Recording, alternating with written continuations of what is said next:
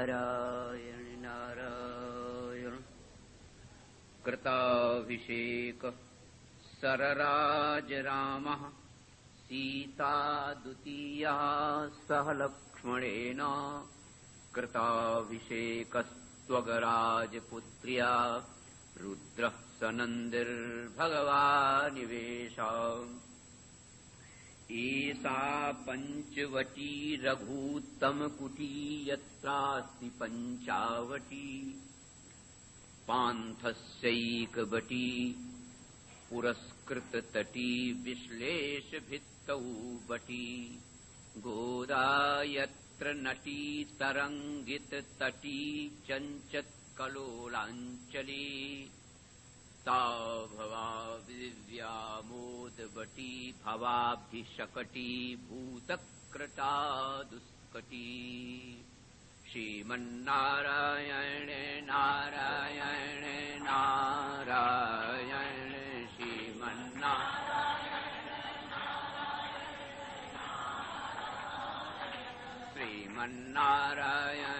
नारायण नारायण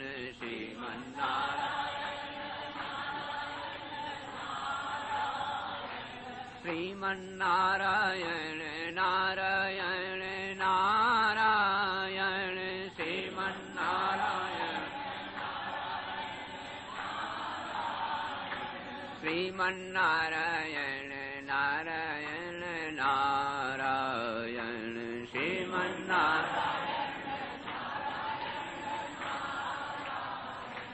श्रीमन्नारायण नारायण नारायण श्रीमन्नारायण। नमो महद्भ्यः ब्राह्मणेभ्यो नमो नमः। परम प्रेमास्पद परमात्म स्वरूप इनको माता जी को इधर से बल के लिए जमीन पे नहीं बैठना है, इधर से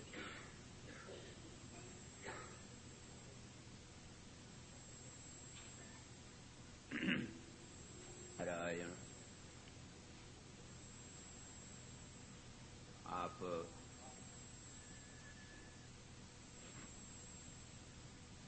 पहले ही से थोड़े थोड़े मिलकर बैठ जाओ।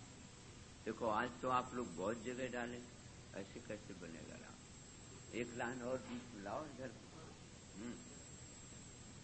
फिर बीच में कहना पड़े जिससे अभी ठीक। ये लाइन फिर थोड़ी बीच में, हाँ तो बैठा एक लाइन।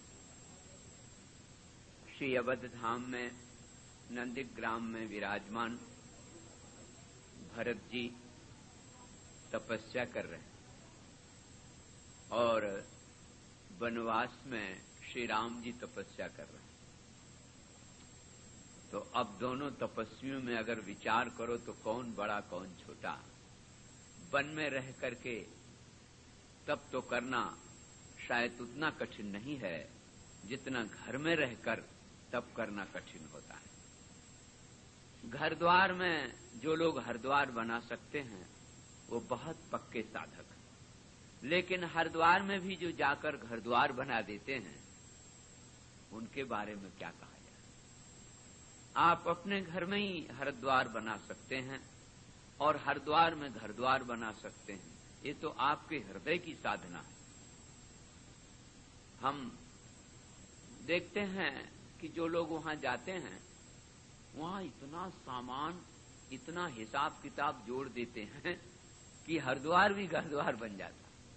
जाए वृंदावन जाएंगे, आराधना करेंगे, लीला देखेंगे, और वृंदावन गए तो फिर ये सुविधा, ये सुविधा, ये सुविधा। देखिए यहाँ तपस्या का ये रूप है हमारे जीवन में। तो ये दो सीढ़ी हुई। साधक के साध्य तक पहुंचने के लिए 7 सीढ़ी हैं। पहला, निर्दोष जीवन बालक की तरह, छुआछल रहित, राग द्वेष विनिर्मुक्त। तब उसमें ज्ञान और प्रेम और विवेक का पवित्र हृदय में उदय होता है। यही पवित्र हृदय अयोध्या रूप में ज्ञान रूप राम, प्रेम रूप भरत, विवेक रूप लक्ष्मण उदय हुआ। तो फिर यज्ञ में जीवन बनता है। यज्ञ में जीवन माने यज्ञो वही विष्णु। हम जिए, दूसरों को भी जीने का पूरा अवसर दें। हम ज्ञानार्जन करें, दूसरों को भी पूरा मौका दें। और मैं आनंद में, रस में सुखी रहें, दूसरों को भी पूरा अवसर दें सुखी रहने का।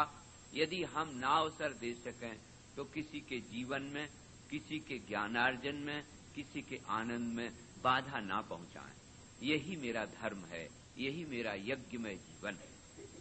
ये ज्ञान विवेक के उदय से ही होता है। नहीं तो भरत शत्रुघ्न को ही विश्वामित्र जी लिए जाते, वो संभव नहीं।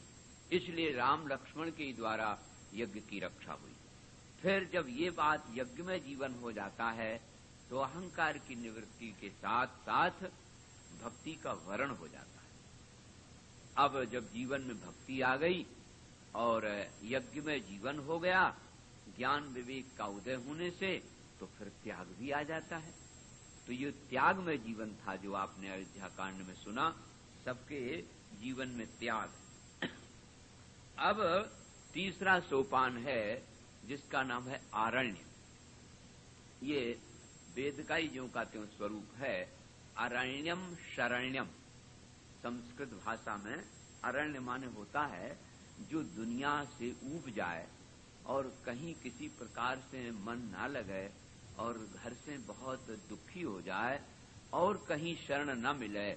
जिस जगह पर उसको ऐसे अनाथमय जीवन से शरण मिलती उसको अरण्य बोलते हैं। अरण्यम शरण्यम एक बात। और दूसरा शरण्य का ये भी भाव है कि अंतिम लक्ष्य की प्राप्ति इसी अरण्य में होती। इसलिए हमारे वेद में जो ब्राह्मण ग्रंथ हैं और अरण्य ग्रंथ हैं, उन अरण्य ग्रंथों में आप देखेंगे उपनिषद के उन्हीं भागों का वर्णन किया गया है जो परम लक्ष्य का प्रतिपादन करते हैं। प्रतिपाद्य वस्तु वेद के परम तात्पर्य का जहां निष्कर्ष निकले उसको बोलते हैं अरण्य। तो सीधी सी बात हो गई कि महात्मा वाल्मीकि जी ने इसका नाम ही रखा अरण्य कांड। अरण्यम शरण्यम, जहां हमें पनाह मिले, जहां हमें शरण मिले, जहां हमें राह मिले, जहां हमें साध्य की प्राप्ति हो सके, उसको कहते अरण्य। न रणनम कोलाहलो भवति जत्र इति अरणनम।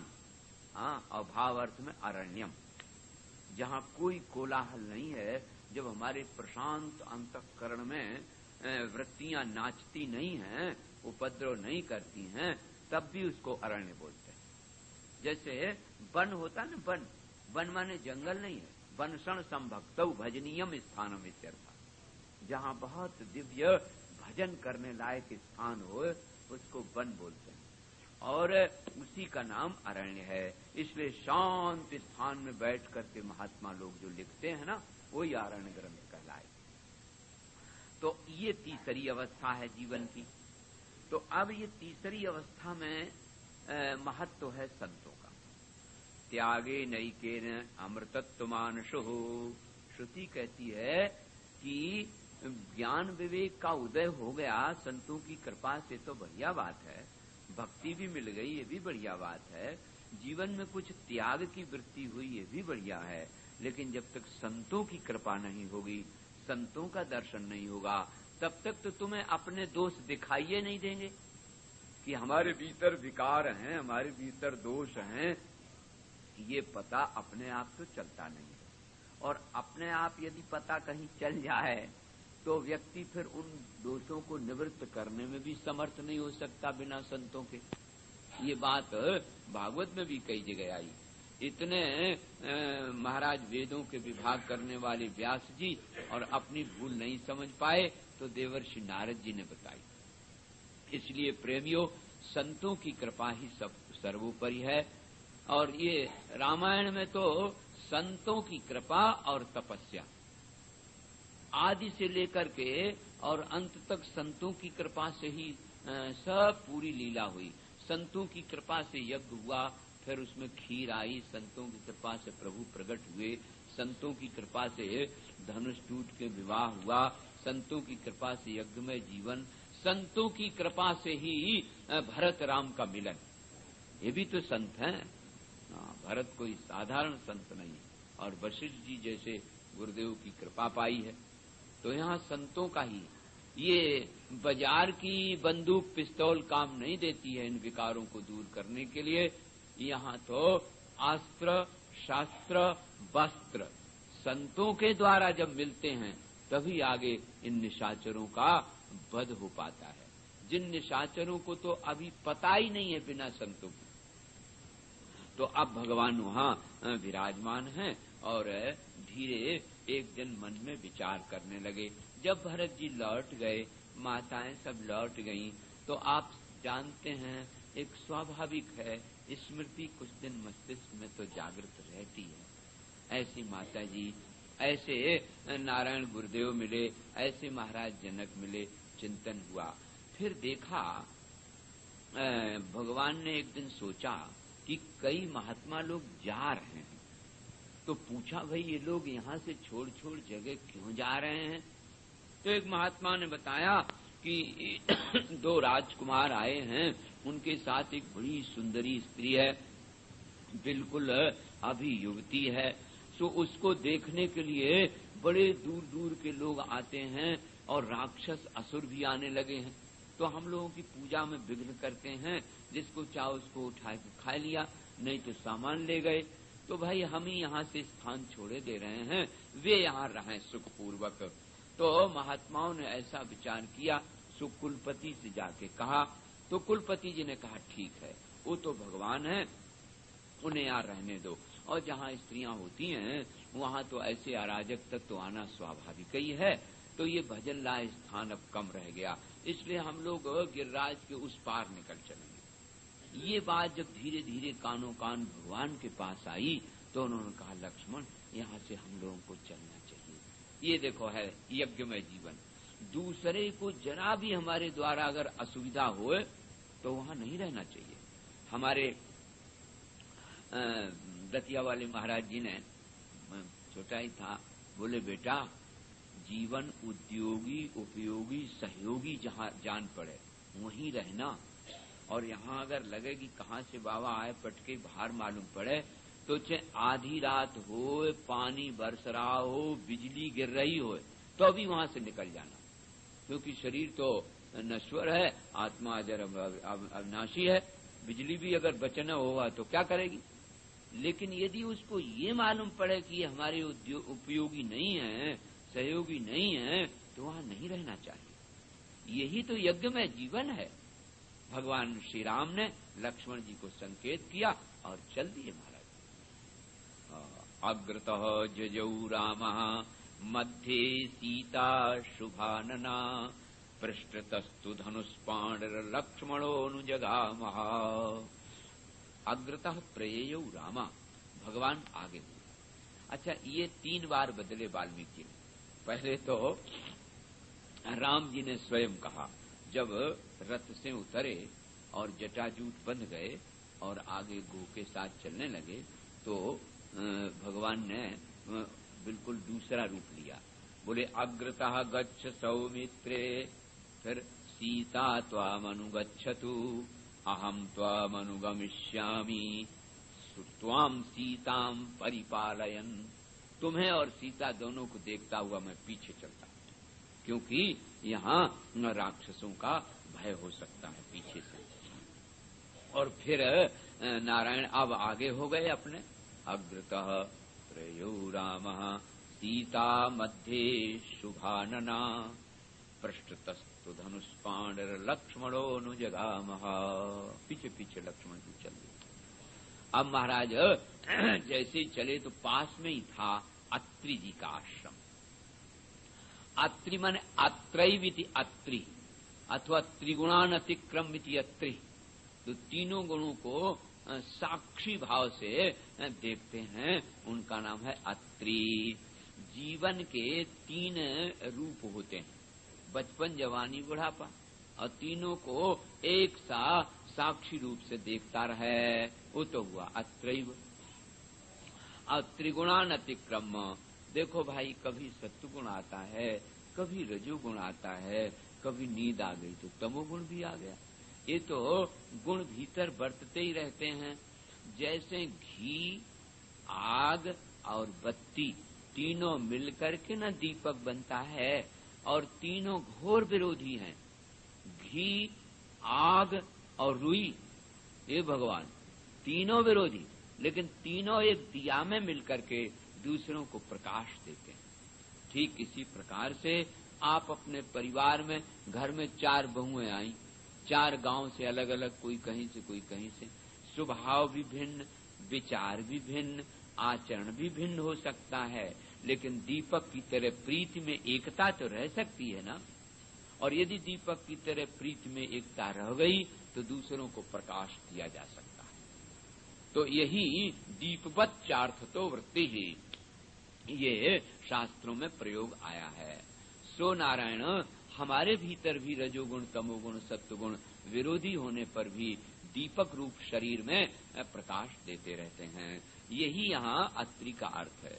सो हमारे गीता में तो स्पष्ट ही कर दिया, माम चयो व्यभिचारेण भक्ति योगेन सेवते। देखो, ये भक्ति योगेन शब्द का प्रयोग किया।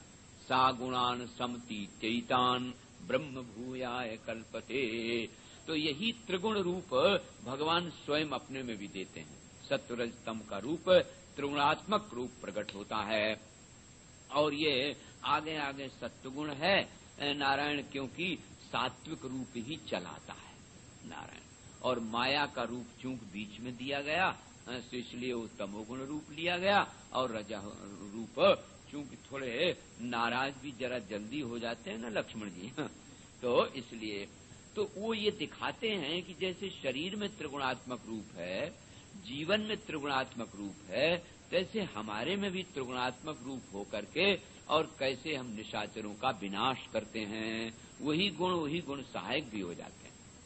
अब महाराज अत्रि जी के यहाँ जब गए तो बड़े प्रसन्न महाराज अत्रि जी, वो तो भगवान जब प्रणाम कर रहे थे तो दौड़ पड़े और उनको हृदय से लगा लिया। आहा, आपने धन्य कर दिया हमको, न जाने कितने दिन से हम आराधना आपकी कर रहे हैं, सो आज हमारा पूजन, आज हमारा साधन सब सफल हो गया। और देखो, ये जो वृद्धा अनसुईया है, ये बड़ी तपस्विनी है और बहुत नारायण पतिव्रता है। इसने एक बार दुर्भिक्ष के समय में जब जल की कमी आई तो अपनी तपस्या से इस मंदाकिनी को प्रकट कर लिया है। सो अनसुईया के पास इसको भेजो, सीता को। देखो ये पूर्वजों का और ऋषियों का अनुग्रह। सो जब ऐसे प्रकार का कहा तो ऐसे संकोच लगता, तो अंदर कुटिया में ध्यान मग्न बहुत वृद्धा तपस्विनी, जिसके श्वेत बाल पलकें बिल्कुल झपक गई हैं, न जाने कितने वर्षें बीत गई। सो वहां जाकर के सीता जी ने जैसे ही प्रणाम किया तैसे उन्होंने हृदय से लगा लिया। पुत्री विदेह नंदिनी, तुम्हें श्री रामचंद्र पति मिले हैं और तुम्हें भला क्या आशीर्वाद दें।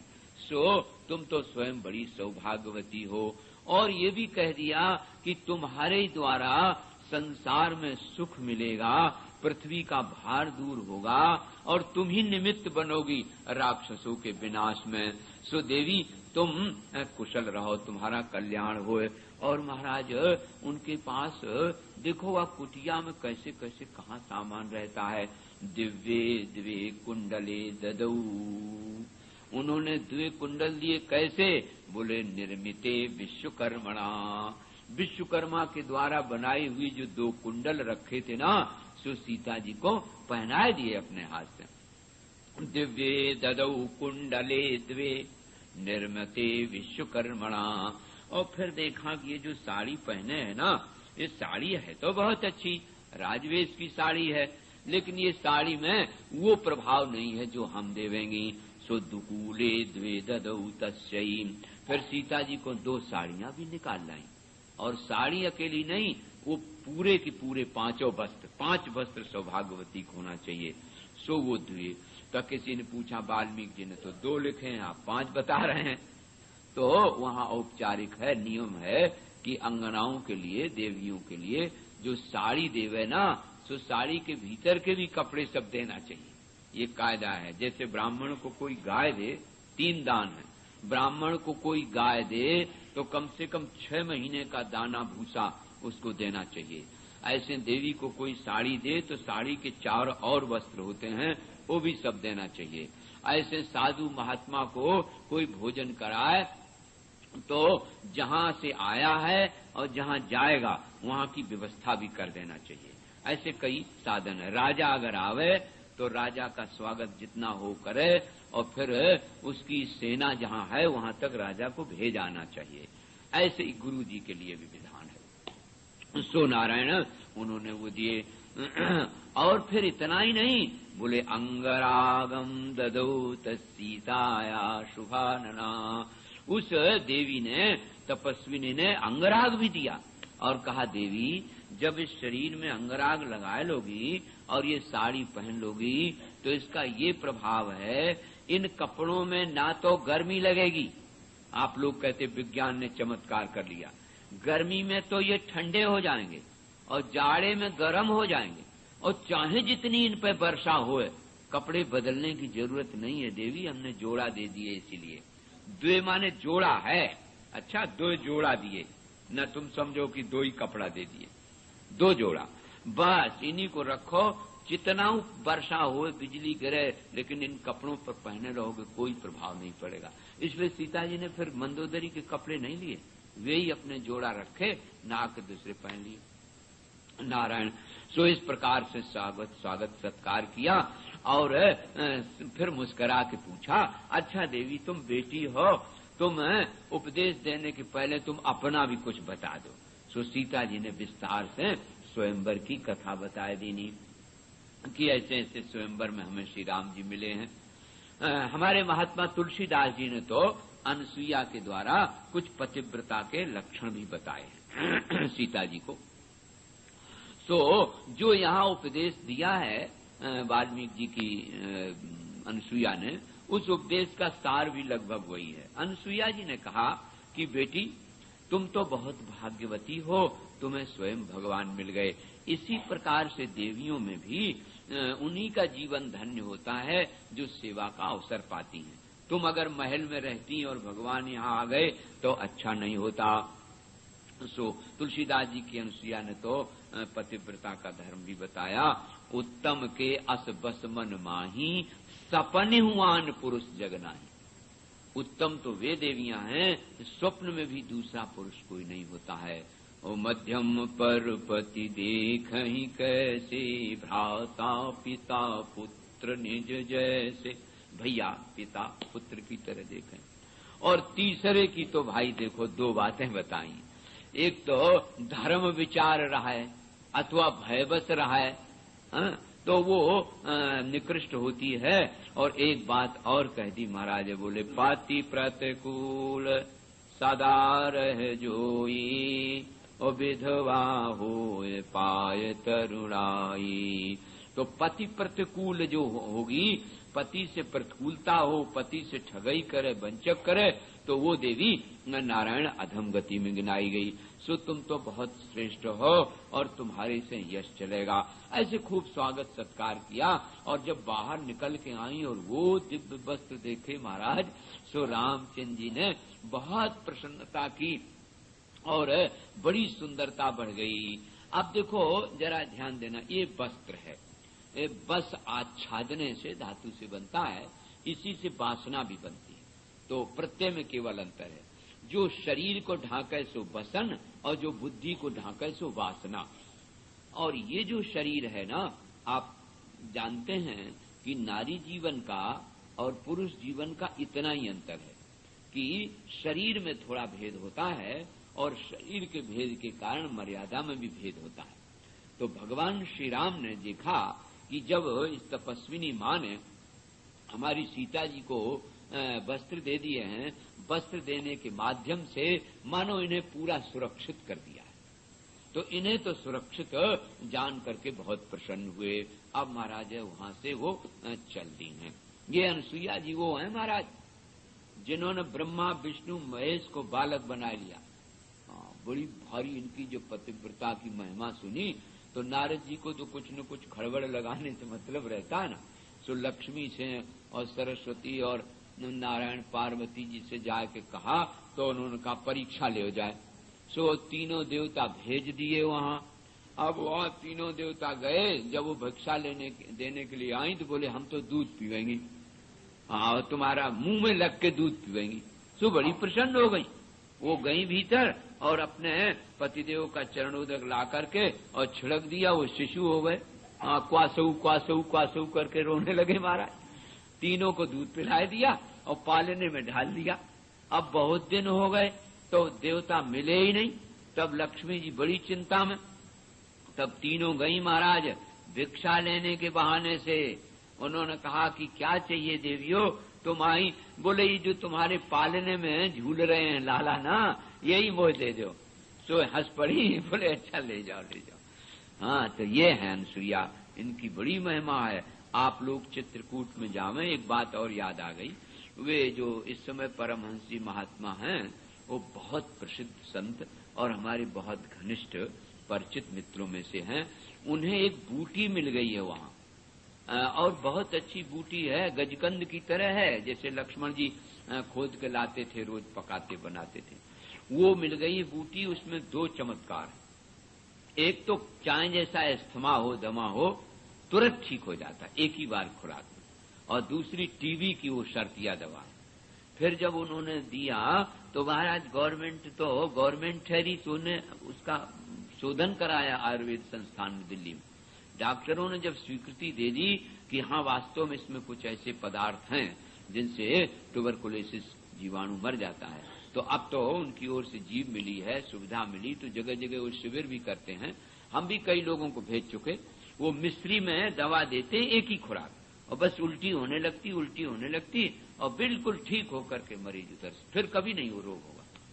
तो आप लोगों को जिनको सुविधा और समय शक्ति सामर्थ्य होए और जाने की रुचि हो वहां जाएं। अनसुईया आश्रम परमहंस जी महाराज के यहाँ बहुत अच्छी व्यवस्था है। नारायण। सो अब वहां से बढ़े तो हमारे वाल्मीकि जी ने तो यहाँ तक अयोध्या कांड रखा है, क्योंकि उनको ये लगा कि ये भगवान श्री राघवेंद्र हैं ना, इन दोनों को जब भरत जी चले गए, माताएं चली गईं, तो एक माता ऐसा आशीर्वाद भी दे दे सीता जी को सुरक्षित कर दे।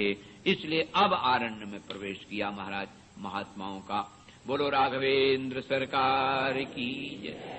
तो यही अरण्य है जो मैं बता रहा था। ये जीवन का तीसरा सोपान है जहाँ महात्माओं के द्वारा अस्त्र शस्त्र वस्त्र मिलते हैं, जिनके द्वारा विकारों का दर्शन और विकारों का हनन होता है।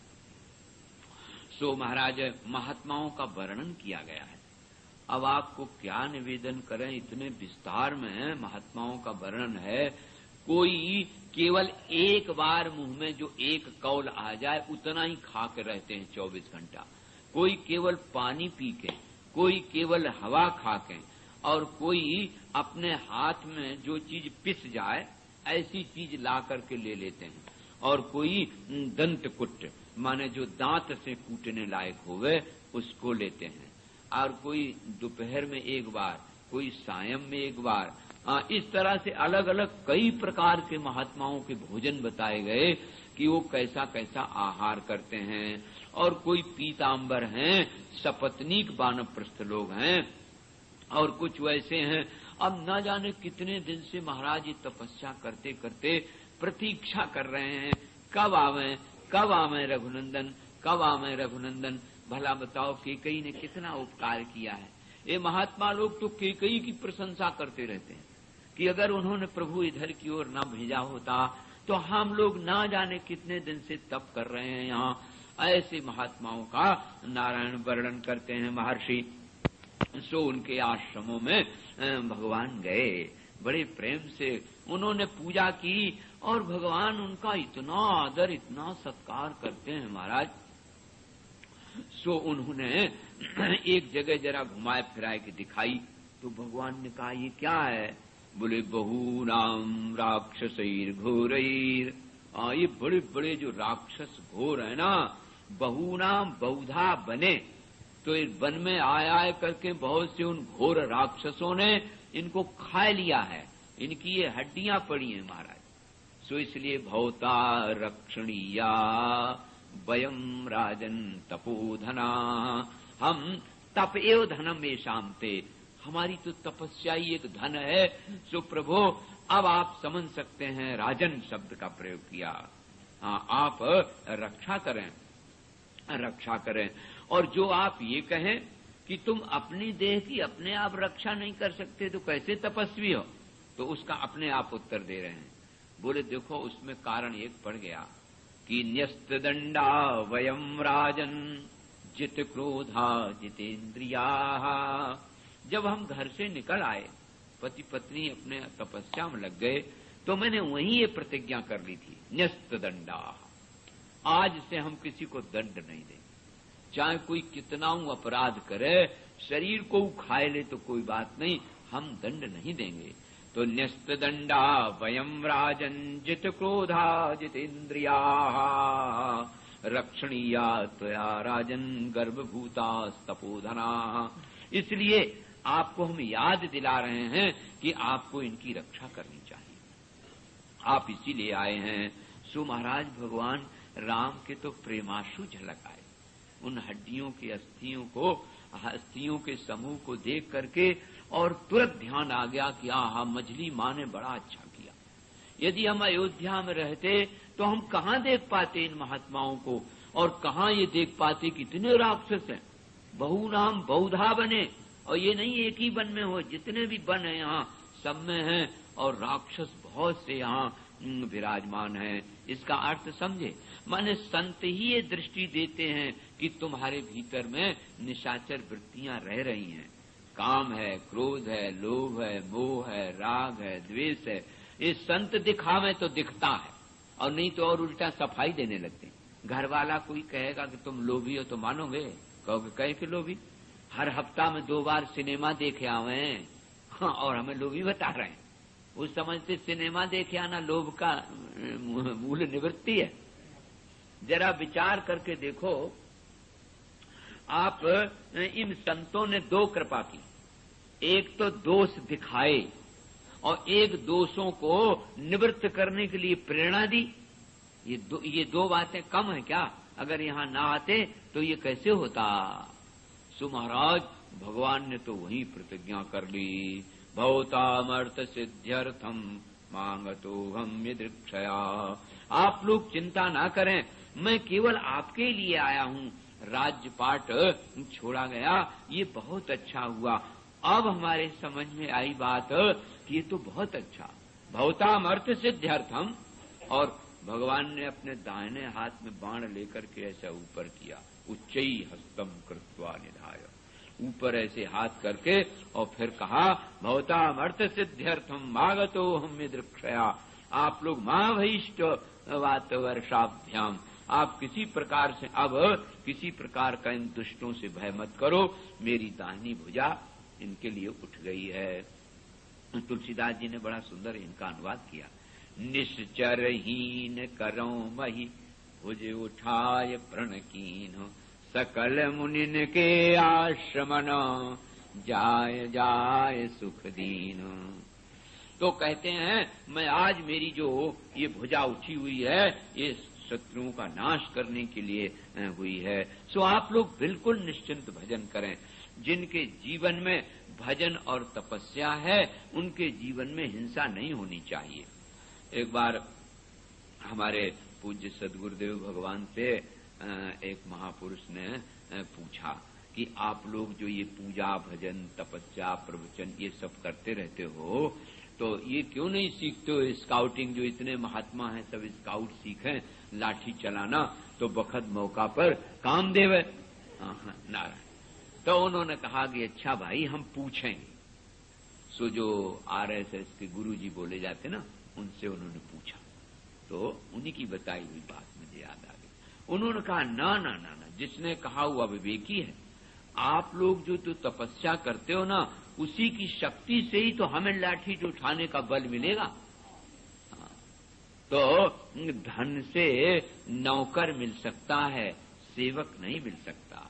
धन से पिस्तौल मिल सकती है, साहस नहीं मिल सकता। धन से पाउडर मिल सकता है, सुंदरता नहीं मिल सकती।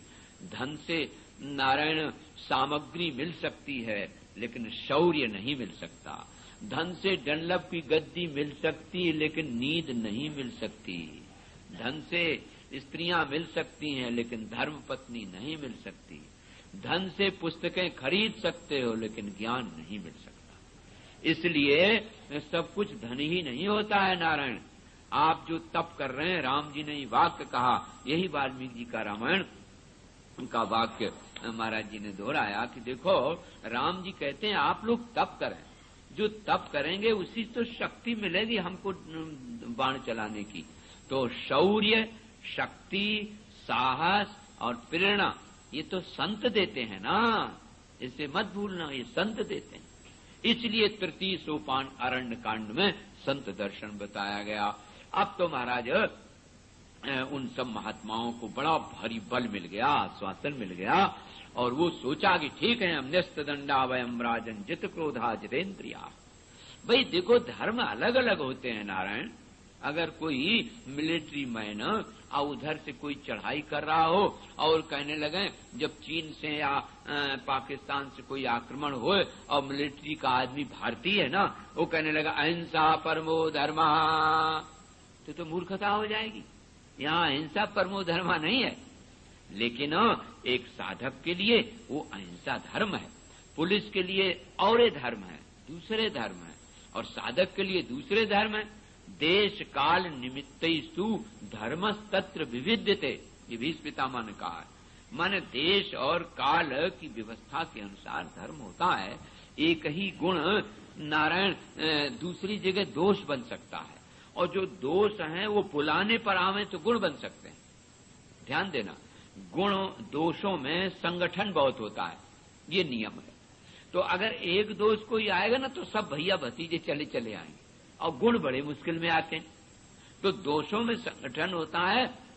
दूसरी बात एक यह है दोषों में कि जब ये बुलाने पर आते हैं तो गुण बन जाते हैं। जैसे कोई बालक उपद्रव कर रहा है और माँ फिर क्रोध बुलाती है, तो बुलाने पर अगर क्रोध आया है तो हित हुआ ना। ऐसे मिलिट्री का आदमी, पुलिस का आदमी बुलाने पर क्रोध करे तो क्रोध वो गुण बन जाएगा। दया करे, एक सन्यासी दया करे नारायण, जैसी भरत जी ने हिरण पर दया की तो सब चौपट हो जाए ना। तो इसलिए कहीं कहीं गुण दोष बन जाता है, और कहीं किसी के लिए दोष भी गुण बन जाता है। तो इस तरह से तपस्वियों के लिए तपस्या ही सब कुछ है। धनुष बाण तो राम जी उठाएंगे। अब चले महाराज आगे। तो जैसे ही चले महाराज, तो एक बड़ा विकराल भीष्मकार का एक विराट पड़ा हुआ था। ये तो नहीं जाना विराट, लेकिन उसने ऐसी लंबी बाहें फैलाई, बोले रुक जाओ। जैसे वो नर्मदा के तट पर आदिवासी कह देते मुक दे, ऐसे उसने महाराज हाथ फैलाए के कहा रुक जाओ। बड़ा भयंकर रूप देख करके राम जी रुके, और उसने झट सीता जी को कब्जे कर लिया, हाथ से उठा लिया महाराज, और कहा कि देखो तुम दोनों भाग जाओ तो हम तुमको छोड़ देंगे, तुम बड़े सुंदर हो, तुम्हारी हमें जरूरत नहीं, ये सुकुमारी हमारे पास रहेगी। अगर तुम जल्दी भाग जाओगे तो बच जाओगे, नहीं तो मारे जाओगे। अब महाराज राम और लक्ष्मण जी सीता जी की ओर देखने लगे। सीता जी को उसने बाहों से ऐसे कर लिया। नारायण, अब राम भगवान श्री राम ने अपने धनुष पर बाण चढ़ाए, 7 बाण मारे, और महाराज 7 बाण मारे, और उसने ऐसी जमुआई ऊपर को की, और देह में जो बाण लगे तो खटखट सब बाहर गिर पड़े। राम जी ने कहा अरे ये तो पत्थर की देह है, क्या है मामला, कुछ समझ में नहीं आया। और फिर उसने सीता जी को तो छोड़ दिया, और उन दोनों वीरों को दोनों हाथों से उठाए कंधा पर रख के भाग चला महाराज। तो बड़ा वीर था। तो अब तो सीता जी चीखने लगी, दोनों हाथ उठाए कि यहाँ घोर जंगल है, इस घोर जंगल में हमें कोई खा लेगा राक्षस, तुम भैया तुम हमें खा लो, इन्हें दोनों को छोड़ दो। तो उसने कहा कि ये दोनों कह दें कि हाँ तुम्हें हम दे देंगे और भाग जाएंगे तो हम इन्हें छोड़ दें। अब कैसे कहें? सो राम जी ने लक्ष्मण जी को इशारा किया, कंधे पे बैठे थे दोनों, सो धीरे से तलवार निकाली तो एक तो राम जी ने खट से काट दी, एक लक्ष्मण जी ने काट दी। जब बाहें काट दी तो धड़ाम से धरती पर गिर पड़ा, लेकिन मरा नहीं महाराज। फिर भगवान श्री राम ने दोनों पैर गले पे रख करके कूदे,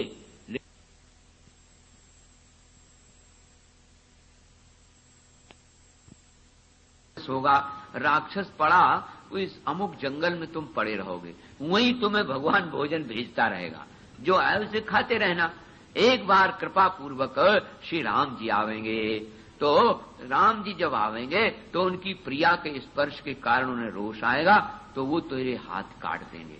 जब तुम्हारे हाथ कटेंगे तब तुम समझ लेना उन्हीं के हाथ से हमारा कल्याण होगा।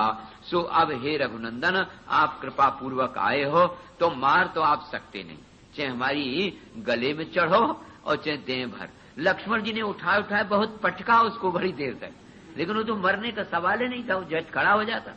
जब हाथ नहीं है तब पटकने से और क्या पाए। तो फिर बोले महाराज अब आप ही उपाय करो हमारे उद्धार का। सो भगवान समझ गए महाराज अंतर्यामी। सो बड़ा भारी गड्ढा खोदा और गड्ढा खोद करके उसी में उसको जला के भून के डाल दिया। सो महाराज दिव्य रूप उसमें से प्रकट हो गया और अपने रूप को चला गया। बोलो राघवेंद्र सरकार की जय। तो ऐसे महाराज विराध का वध हुआ।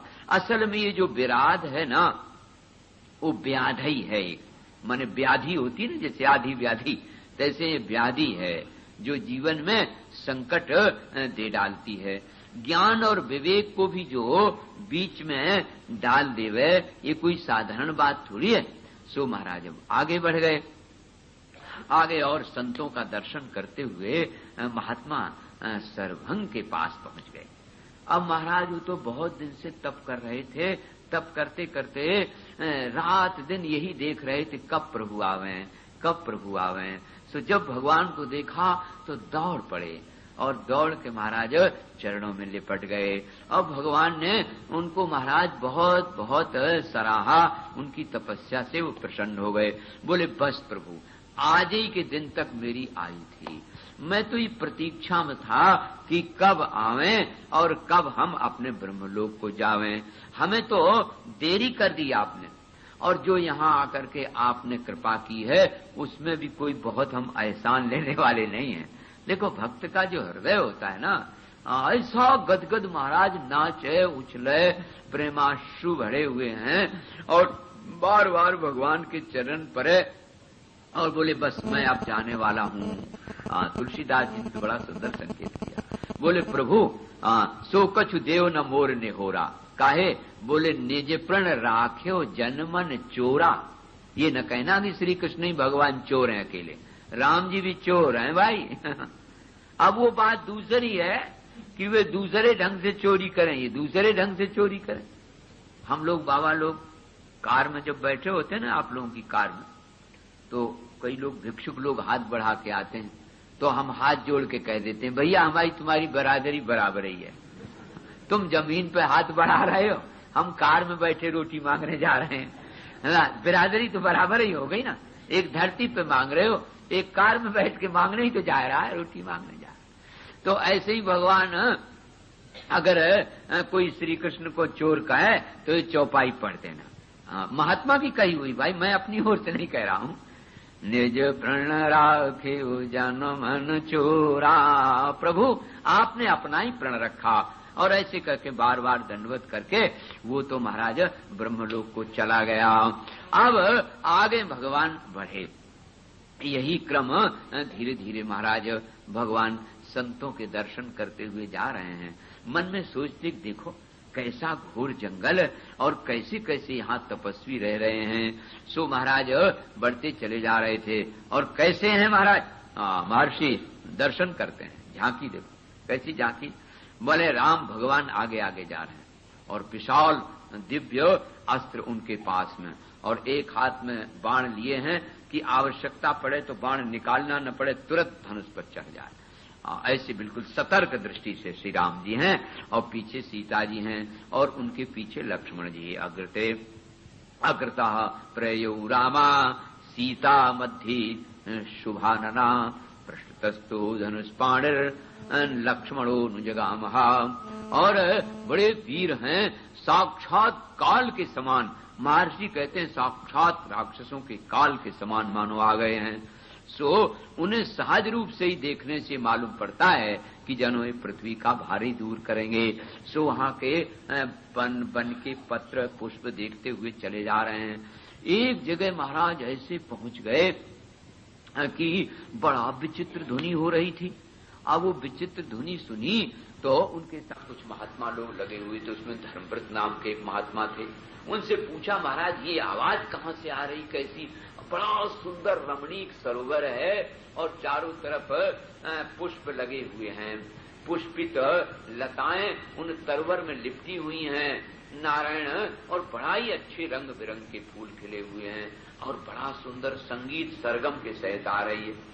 सो उन्होंने एक कथा बताई धर्मव्रत महाराज ने कि देखो यहाँ एक धर्म मणिकर्णी नाम के महात्मा थे। सो बड़े तेजस्वी महाराज, बड़े तपस्वी। सो देवताओं को तो इंद्र के बिरादरी को ये चिंता हो जाती है कहीं मेरी सत्ता न चली जाए। कुर्सी बचाने के लिए तमाम उपाय करते हैं। सो देवताओं ने कहा कि कैसे करें, इनकी तपस्या भंग कैसे हो गए। सो 5 अप्सराओं को चुना जो बहुत सुंदरी सुंदरी थी। उन 5 अप्सराओं को भेजा और कहा कि तुम ऋषि के तप में विघ्न डालो जिससे वे हमारी सत्ता को ना ले लेवें। सो वही 5 अप्सराएं यहाँ आ गई। वही इन ऋषियों को रात दिन विनोद में डाले रहती हैं और वही इस समय नाच रही हैं। तो और तो कोई उन्हें देख नहीं पाता है और वो तालाब के भीतर, सरोवर के भीतर वो नृत्य कर रही हैं, वाद्य गाय रही हैं, वही ये आवाज है। सो बड़े प्रसन्न हुए भगवान श्री राघवेंद्र और उस 5 अप्सर से आगे बढ़े।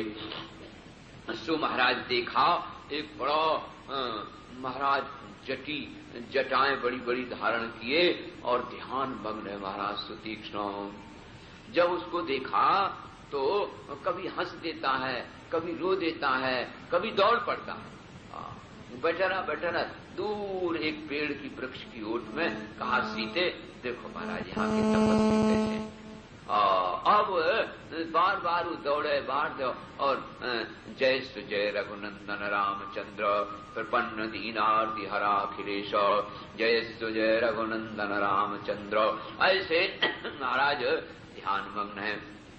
सो भगवान पेड़ से बाहर जैसे निकले तैसे तो महाराज और मगन हो गया। फिर क्या कहना है, तुलसीदास जी ने भी वर्णन किया, कदिशे अरु विदेश पंथ नहीं सूझा, और कू में चला कहत नहीं बूझा।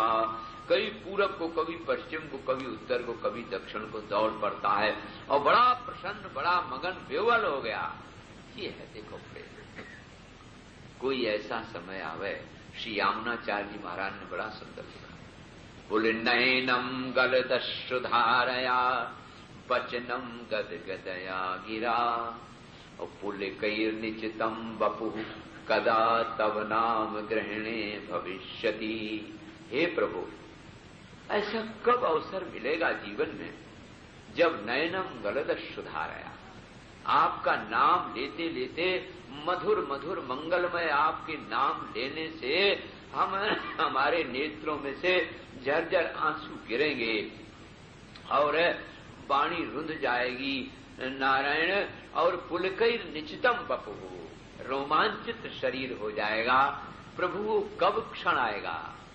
ये देखो साकार देख लो नारायण, सुतीक्ष्ण जी के दर्शन करो महाराज। ऊपर को हाथ उठाए तो विवल होकर नाच रहा है। ये भी नहीं कहा कि प्रभु जी आप बैठो विराजो, को होश ही कहाँ है। बड़ी देर तक उसका ये दृश्य देखा, प्रेम की विह्वलता ऐसी, प्रेम प्रसर विह्वला।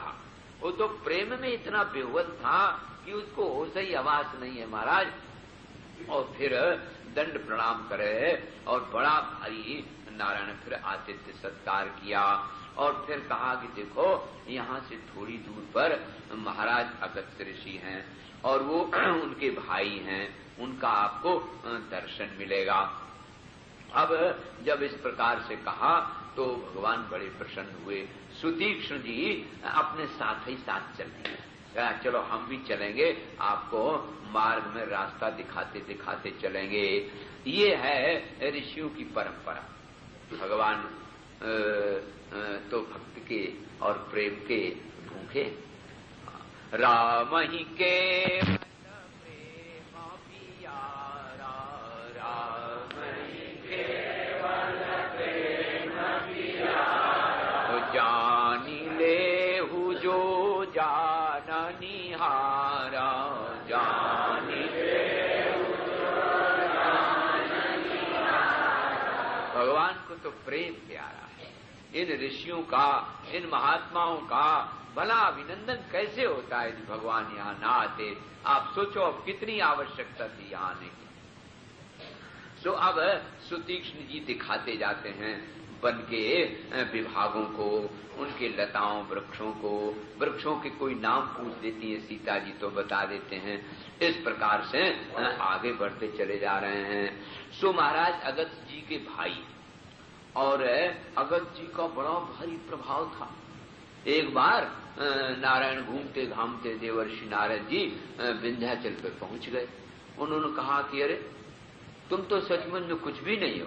इस समय तो सुमेरु पर्वत की बड़ी भारी महिमा है और सुमेरु पर्वत के सामने तो कोई टिक ही नहीं पाता है। सो विंध्याचल को बड़ा अभिमान आ गया। उन्होंने कहा हम देखते हैं सुमेरु को। सो विंध्याचल बढ़ते बढ़ते बढ़ते बढ़ते सूर्य तक पहुंच गया। अब नारायण मेरे सो धूप ही बंद हो गई, देवता सब घबरा गए, धरती पर प्रकाश ही न पहुंचे। सो सब देवताओं ने, ऋषियों ने, महात्माओं ने अगस्त्य ऋषि से कहा कि प्रभु ऐसी सी बात हो गई है, अब वो दिन ही नहीं हो रहा है, सूर्य को विंध्याचल ने ढांक लिया। अच्छा हम चलते हैं। सो अगस्त्य ऋषि वहां से चल दिए और जैसे गए तो विंध्याचल जी ने महाराज झुक के दंडवत की। तो दंडवत की, बोले क्या सेवा करें? बोले ऐसे ही झुके रहो। और अगस्त्य जी आगे चले गए। तब से विंध्याचल ऐसे ही झुका ही पड़ा है। आपने देखा हो ना, मध्य प्रदेश की पूरी सीमा को घेरे है, वहां झुका हुआ, ऐसा उनका प्रभाव। लो और आपको सुनाए दें एक आध बात। बातें तो वाल्मीकि जी ने बहुत लिखी हैं, लेकिन घड़ी के हिसाब से चलना पड़ेगा। महाराज ने ये अगस्त्य वो है जिन्होंने समुद्र ही पी लिया था एक बार। बोले अगर तुम अपनी सेकी शान हाँकते हो तो लो हम पिए जा रहे हैं, और समुद्र पी लिया। दो राक्षस थे, एक का नाम आतापी, एक का नाम बातापी। तो वे दोनों राक्षस महात्माओं को खाने का काम करते थे। अलग अलग ढंग है खाने का। वो क्या करते थे, जब महात्मा लोग अनुष्ठान से उठें और कंदमूल फल रखें और खाने को करें तो कोई फल में ही जाके वो पेट में चले जाते थे एक, और दूसरा कहता था भैया आता पी निकल आओ, तो झट पेट फाड़ कर निकल आते थे। फिर दोनों मिलकर वो महात्मा को खा लेते थे। ये प्रक्रिया उनकी चलती थी नारायण। आइए बहुत दिनों तक चलती रही। तब एक दिन सब ऋषि मुनि महात्मा पहुंचे अगस्त्य ऋषि के पास। बोले महाराज महात्मा तो बहुत कम हो गए। बोले कहाँ चले गए? कहा कि वो दो दैत्य हैं, आतापी बातापी उनका नाम है, वो हम लोग को खा लेते हैं। तो बोले तुम भाग जाओ। बोले भागने की समस्या कहाँ, भोजन जब करने बैठते हैं तो भोजन में ही चले जाते हैं, भीतर पेट फाड़ के निकल आते हैं। तो अगस्त्य जी ने कहा चलो भाई हम भी चलते हैं। सो अगस्त्य ऋषि में बड़ी प्रसन्नता से गए और सो कंदमूल फल महात्माओं ने आके रखे।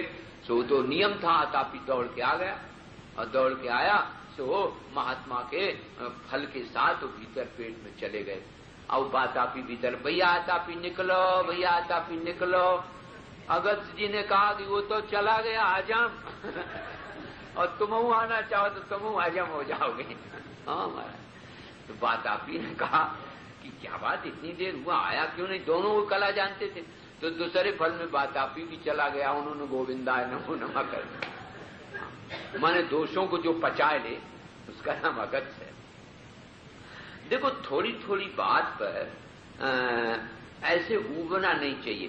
क्रोध आया, जैसे खटमल आ जाता है, मच्छर आ जाता है, और मच्छर के पीछे मकान थोड़ी छोड़ दिया जाता है, लेकिन थोड़ा थोड़ा दोषों को पचाने की भी ताकत रखनी चाहिए। कोई किसी ने कह दिया, अब उबल पड़े, अरे थोड़ा क्षमा भी सीखो, सहन भी करना सीखो। तो ये जीवन में संतों के पास आने से मिलता है।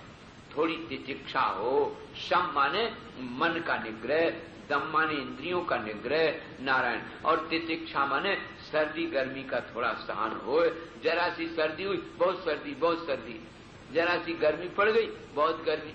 हमारे एक मित्र रहे तो रेल में जावे, अगर लेट हो जाए तो 150 बार अब क्या बताऊं, अब क्या होगा, अब तो ये गाड़ी लेट हो गई, अब क्या होगा, बार बार घूमगा, अब होगा क्या।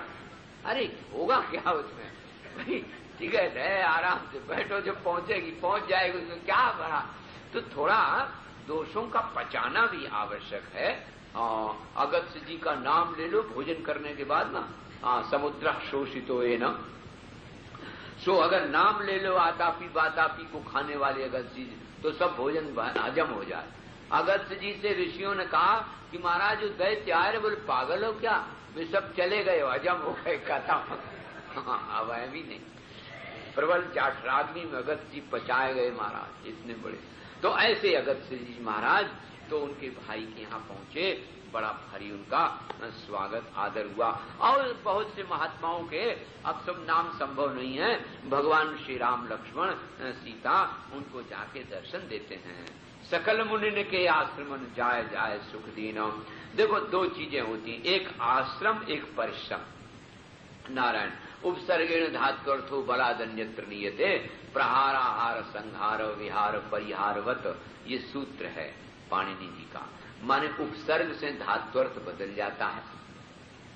तो देखो आश्रम, श्रम तपस्या खेदे च, श्रम माने तपस्या के लिए भी है और थकावट के लिए भी आता है। तो अब इसमें आ उपसर्ग लगा दो तो क्या हो जाएगा, धर्म और मोक्ष के लिए जहां पुरुषार्थ किया जाए उसका नाम आश्रम, और जहां अर्थ और काम के लिए पुरुषार्थ किया जाए उसका नाम परिश्रम। तो आप लोग देखो इस समय आश्रम में धर्म और मोक्ष के लिए पुरुषार्थ कर रहे हो, इसलिए ये आश्रम कहलाता है। और अगर अर्थ और काम का ही जहां ज्यादा गोल वाला हो तो भले वो आश्रम का रूप हो, वो नारायण परिश्रम ही कहा जाएगा। सो ये आश्रमों में जाए के भगवान सबको दर्शन देते हैं।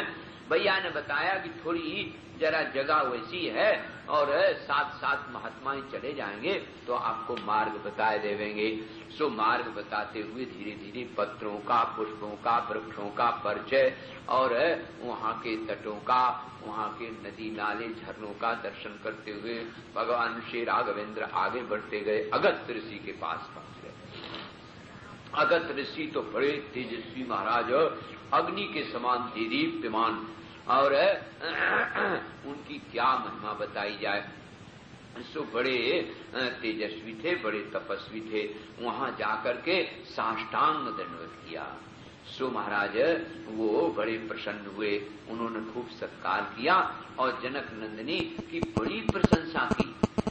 उन्होंने यहाँ उपदेश में ये बात कही है कि देखो यूं तो स्त्रियों में क्या तेज, जब कभी देवियां प्राय कहने लगती शास्त्रों में हमारी बहुत निंदा लिखी, वो समझ नहीं पाती, निंदा उनकी नहीं, निंदा देह की है।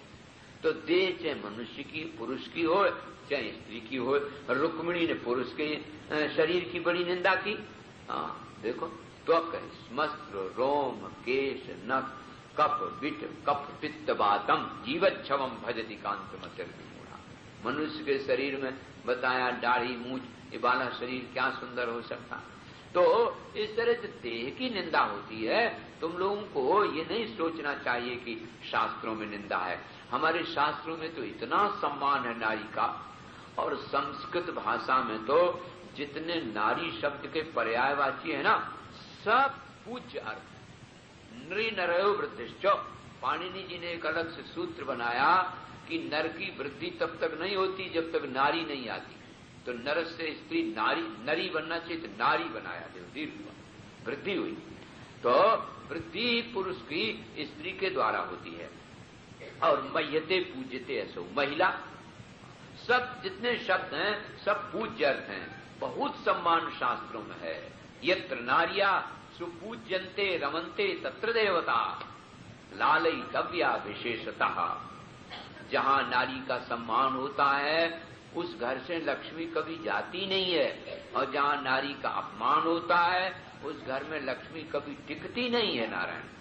तो इसलिए नारी का बड़ा सम्मान करना चाहिए।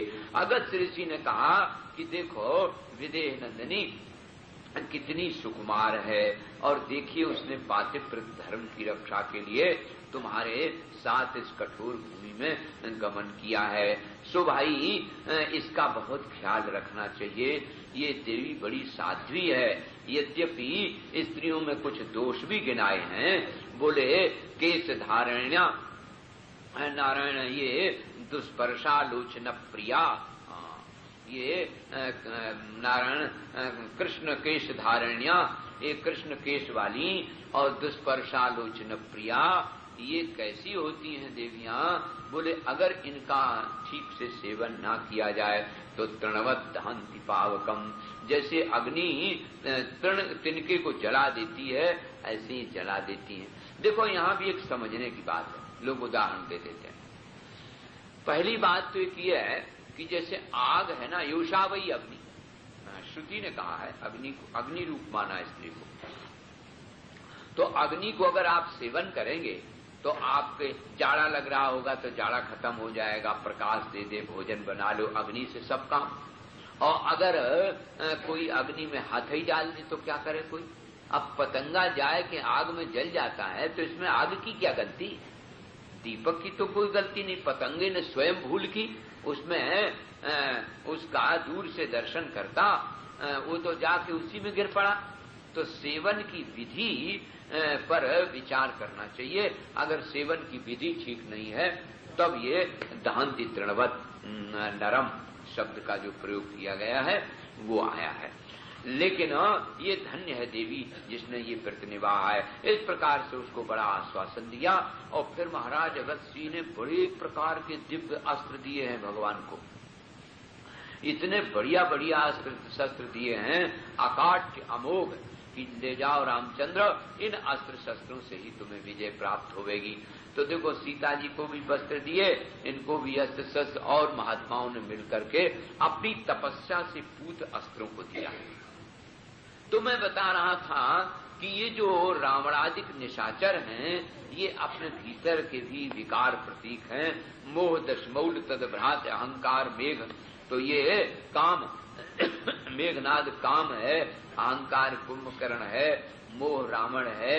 इन विकारों को मारने के लिए बाजार की अस्त्र शस्त्र काम नहीं दे सकते थे, ये तो संत महात्माओं के द्वारा दिए गए अस्त्र शस्त्र काम देते हैं। नारायण, जो दूर से फेंक के मारे जाए वो अस्त्र, और हाथ के पकड़ के जैसे तलवार इत्यादि को शस्त्र कहलाते हैं। तो अस्त्र और शस्त्र और वस्त्र ये महात्माओं से मिले। अब महाराज उनसे ही प्रार्थना की कि प्रभु हमने ऐसी ऐसी महात्माओं की रक्षा के लिए जो प्रतिज्ञा की है वो ऐसी जगह हमें बताओ जहां हम कुछ दिन निवास करें और प्रतिज्ञा भी पूरी हो जाए। क्योंकि आप सब लोगों के संत महात्माओं के बीच ढूंढते ढूंढते घूमते घूमते हमारी 10 वर्षें बीत गई। यानी 14 वर्ष का वनवास था ना, तो कितनी बीत गई? 10 वर्षें बीत गई हैं, अब 4 वर्षें रह गई, और इसी में हमें ये प्रतिज्ञा पूरी करनी है। तो ऐसी कोई जगह बताओ जिस जगह में हम रहें और रह करके हम निशाचरों का विनाश करें, सुंदर स्थान भी हो लगातार। सो इस प्रकार से जब कहा तो महाराज उन्होंने 2 योजन बताया, वहां से 8 कोस समझ लो, 4 कोस के लगभग, तो वो वहां पर एक पंचवटी स्थान है, वो स्थान बहुत बढ़िया रहेगा आपके लिए। तो उस स्थान पर एक तो सुंदर जल है और सुंदर वृक्ष हैं, सीता जी को वो बहुत पसंद आएगा, क्योंकि ये बहुत सुकुमारी है। जगह ऊंची नीची होगी तो अच्छा नहीं रहेगा, तो वो समतल है, जगह समतल है, वृक्षादिकों से सुशोभित है, सुंदर जल हैं, सुंदर पक्षी हैं, इस प्रकार से पंचवटी तुम्हारे लिए ठीक रहेगा। ये बात सुनकर के महाराज अगस्त्य जी की भगवान श्री राघवेंद्र आगे चल दिए। सो महात्मा पास में थे कुछ, वो रास्ता बताते बताते चल दिए। देखो रास्ते में चले जा रहे थे महाराज, तो एक विशाल काय उसी समय जटायु का दर्शन होता है। जटायु को जब देखा तो वो चौंक गए, बोले ये कौन है भाई, बड़ा विशाल रूप आकार है उसका। तो उसने कहा कि रघुनंदन मुझे तुम अपने पिता का मित्र समझो। पिता का मित्र? तब तो और बड़े समझे। पितु सखा श्रुत्वा, जब पितु सखायम श्रुत्वा मुमुदे राम सीतया, सीता के साथ राम जी प्रसन्न हो गए। बोले कैसे हो तुम, कौन हो भाई? तो उसने तो बड़ी भारी पुराण की कथा शुरू कर दी। बोले देखो कश्यप जी के दो देवियां, एक दिति एक अदिति। अदिति के तो 33 करोड़ देवता भये और दिति के दैत्य लोग हुए। उसी में आगे चलते चलते विनता के पुत्र करुण जी हुए और अरुण और गरुण, और अरुण के संपाति और हम जटायु दो भैया हुए। सो महाराज हम आपके पिता के मित्र हैं, हमने उनके साथ बहुत दिन मित्रता निभाई है, और तुम बेटा अब कोई चिंता मत करो, हम रक्षा करेंगे तुम्हारी विदेह कुमारी की। तुम लोग विश्राम करोगे और हम दरवाजे पर रहा करेंगे। तुम्हारी तो पुत्र वधू है, इसलिए अब तुम निश्चिंत पंचवटी में रहो चल करके। सो महाराज भगवान को सब बताई बात कि ऐसे ऐसे हम अपने पिता के, तुम्हारे पिता के मित्र हैं, और साथ में चल भी दिए। अब लो महात्मा भी कुछ साथ में हैं, राम लक्ष्मण और वो जटायु भी हैं। खूब पूजा की। बोले जटायु संतो प्रतिपूज्य राघवो मुदा पर स्वज्य च सन्नतो भवत। देखो ये सन्नतो भवत शब्द का प्रयोग वाल्मीकि जी करते ना, जैसे लोग कहते हैं देख सन्न रह गए, हिंदी में ऐसे बोलते ना, विस्मित हो गए। ऐसे उसको देख करके नारायण और प्रसन्नता व्यक्त की। ये अच्छे मिल गए तो बड़े प्रसन्न हो गए। अब आगे चले। आगे चल रहे थे तो सीता जी ने एक बात कही बड़ी मौके की। उन्होंने कहा कि ऐसे ऐसे दिव्य अस्त्र हैं प्रभु आपके पास, जिन दिव्य अस्त्रों का स्मरण करने मात्र से सारे संसार में प्रलय हो सकती है। तो एक मेरी बात समझ में आ रही है, स्नेहाच बहुमानाच स्मारे त्वाम न शिक्षये। एक याद रखना, हम आपको शिक्षा नहीं दे रहे हैं। क्यों? अरे बोले दो स्त्री चापला दुपाहृतम में धर्म का वक्तुम तव का समर्थ। भला आपको धर्म को बोलने में कौन समर्थ है? स्त्री चापलात उपाहृतम, हम स्त्री की चपलता के कारण आपसे कह रही हैं, भला बताओ धर्मम कह वक्तुम तो कह समर्था। दुनिया में कौन समर्थ जो आपको धर्म की बात सिखावे? लेकिन स्नेहाच बहुमानाच नारायण स्मारे त्वाम न शिक्षये, हम तुमको याद दिला रही हैं, शिक्षा नहीं दे रही हैं कि ये दुनिया में 3 दोष होते हैं। मिथ्या वाक्यम तु तस्मात् गुरुतराब भौ परदाराभिगमनम बिना वैरेण रुद्रता। ये 3 दोष ऐसे हैं विलक्षण जो मनुष्य को पतित कर देते हैं। पहला बोले मिथ्या वाक्य, तो दुनिया में कोई भी ऐसी परिस्थिति नहीं आ सकती जो राम आपके मुंह से झूठ निकल सके, इसलिए इससे तो छुट्टी। और परदाराभिगमनम, दूसरी की स्त्री को भी आप स्पर्श नहीं कर सकते, ये भी मुझे दृढ़ विश्वास है। तो मिथ्या वाक्यम तु तस्मात् गुरुतराब भौ परदाराभिगमनम। तीसरी बात एक और आई, बिना वैरेण रुद्रता, बिना अपराध के किसी को मार देना। ये असल में एक सत्यवान थे, आपने सुना होगा, प्रभु आप तो जानते ही हैं कि सत्यवान के पास मिल गई एक तलवार, कोई रख गया धरोहर पर। अपनी पूजा पाठ करते थे और मौका जब टहलने घूमने चले तो रोज बेचने जाते थे। एक दिन वो तलवार ही लेके चल दिए। तो निष्प्रयोजन ऐसे ही कहीं फूल में पत्ती में तलवार लगा दें तो कट जाए। अब एक दिन धीरे धीरे आदत करती करती एक खरगोश दौड़ा जा रहा तो उसी को तलवार फेंकी तो खरगोश मर गया। तो उन्होंने कहा, अरे राम राम, अब हम इस तलवार को नहीं रखेंगे, अगर ये ना होती तो आज हमसे हिंसा क्यों होती। तो असल में जब वस्तु होती है तो उसका लोग उपयोग कर लेते हैं। तो ये जो दिव्य अस्त्र शस्त्र आपको मिले हैं ये सब कहीं रख दो, आज जब स्मरण करोगे तो आपके पास पहुंच जाएंगे। इनको लेके चलने में हमें ऐसा लगता है कहीं निरपराध का वध न हो जाए, हत्या न हो जाए, हिंसा न हो जाए। परदारा विगमनम बिना वैरेण रुद्रता। और फिर ये भी कहती जाती है, स्नेहाच बहुमानाच स्मारे तो हम न शिक्षा, हमने तो आपको याद दिलाई है, हम शिक्षा नहीं दे सकती। स्त्री चापलाद उपाहर्तम में वक्तुम कौन समर्था धर्मम, भला आपको धर्म बताने में कौन समर्थ हो सकता। सो महाराज राम जी बोले कि सुन लो, अप्यहम जीवितम चह्याम सीते त्वाम सलक्ष्मणाम किंतु प्रतिज्ञाम संसृत्य ब्राह्मणेभ्यो विशेषतः। महर्षि कहते हैं राम जी ने फिर ऐसे हाथ उठाया जैसे उस समय हाथ उठाया तो बाण लेकर के, और बोले सुन लो सीता मेरी घोषणा, मैं वहां ऐसे ही हाथ उठा करके प्रतिज्ञा कर आया हूं, ब्राह्मण महात्मा ऋषियों की रक्षा करने के लिए निशाचरों का वध करूंगा।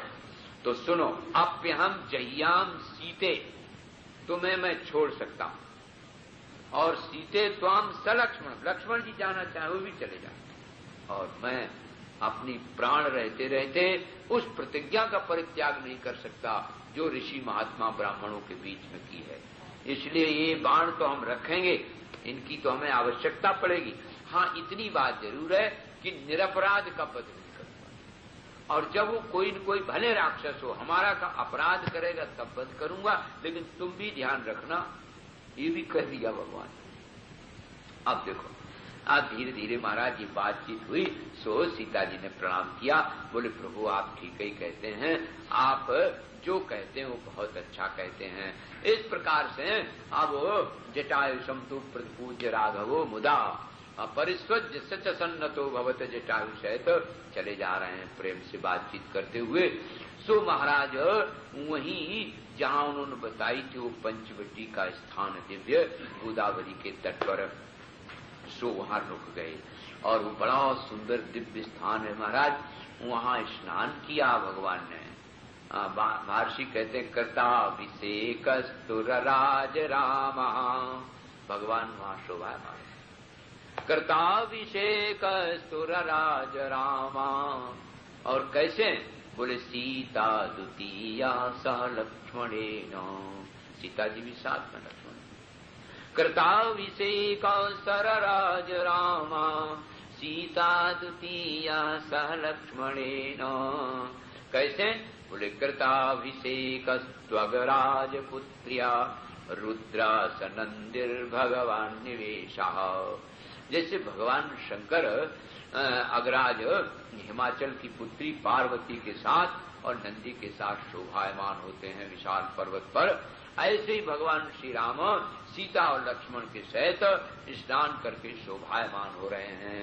ये छवि है हो, चित्रकूट की छवि आपने देखी थी ना, अब जरा पंचवटी की इस पर्वत खंड की भी देखो। सुंदर चारों तरफ बढ़िया वृक्ष हैं, लताएं उनमें लिपटी हुई हैं, बहुत सुंदर सुंदर फूल अपने आप प्रकृति से खिल रहे हैं। भगवान जहां आ जाएं वहां तो अपने आप प्रकृति सुंदरता रच देती है नारायण, वहां किसी को बनाने की जरूरत नहीं होती। तीनों ऋतुओं के फूल अपने आप आए के खिल गए हैं। बड़ा सुंदर दिव्य स्थान है, उसको तो देख देख करके सीता जी बड़ी प्रसन्न हो गई। सो तुरंत महाराज लक्ष्मण जी को इशारा किया गया, सो पर्णशाला बन गई। अब क्या कहना, दिव्य पर्णशाला, और उसमें व्यवस्था विश्राम करने की राम जी को अलग, मिलने जुलने के लिए अलग, बैठने के लिए अलग, इस प्रकार की खूब बढ़िया सी व्यवस्था। आप लोगों की जैसे कोठियां वगैरह होती है ना, ऐसे ही उसको बढ़िया बना दिया गया। और श्री राम जी बहुत प्रसन्न हुए महाराज, और मंगलाचरण करके उसमें प्रवेश करके सब देख लिया, बहुत अच्छा है। अब पंचवटी स्थान पर रहने लगे। हनुमान नाटककार ने बड़ा सुंदर है। कैसी है पंचवटी? बोले सा पंचवटी रघुत्तम कुटी यत्रास्ति पंचावटी, जहां पर पंचावटी, पंचानाम बटानाम समाहारा स्त्रीत्वाद की पंचवटी, माने बिल्लो और बट, अश्वत्थ और आंवला, आंवला का पेड़ है वहां, और पीपल, ये 5 हैं। और ये 5 शब्द स्पर्श रूप रसगंध भी कहलाते हैं। इन 5 का जहां निवास, और बट आवर्जने भी है, माने जहां पर इन सबसे वैराग्य होकर के रह सके, रक्षा कर सके। ऐसा पंचवटी रघुत्तम कुटी यत्रास्ति पंचावटी, और पांथसैक बटी पुरस्कृत तटी विश्लेष भित्तौ बटी। कहते यही वो भी है जहां यहाँ 5 बट हैं, माने बट विश्वास रूप है, जहां सब तरह से विश्वास है कि कहीं कोई खतरा नहीं हो सकता, सब रक्षक हैं। अश्वत्थ ब्राह्मण रूप है, बट विश्वास रूप है, बिल्व और आंवला ये रक्षक रूप माने गए हैं। ये सब होने पर भी वही क्या है? बोले विश्लेष भित्तौ बटी, यही वियोग देने वाली भी बटी है। का यही तो वियोग हुआ है ना। और बोले गोदा यत्र नटी, गोदावरी नदी है, तरंगित तटी चंचोल चंचत कल्लोल चंचत पुटी। ओ बड़ा सुंदर लहरेदार वहां गोदावरी है। ओ कैसी? बोले दिव्या बोधवती भवाब्धि शकटी, भवाब्धि शकटी, संसार के समुद्र को करने के लिए नाव है, वो नाव ऐसी बोलिया। बाबा दिव्या बोधवती भवाब्धि शकटी। और कैसी है? बोले भूता कृता दुष्कटी, संसार के प्राणियों के लिए सबके लिए वो सुलभ नहीं है, भाग्य से ऐसा स्थान मिलता है। सो उस पंचवटी में भगवान श्री राघवेंद्र विराजमान हैं। आप देखो, आप जरा विचार करो थोड़ा। भगवान श्री राम जब चलने लगे तो आपको याद होगा सीता जी ने बहुत कुछ कहा।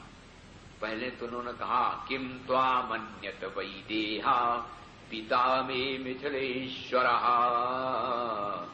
राम जामातरम प्राप्य स्त्रियम पुरुष विग्रहम।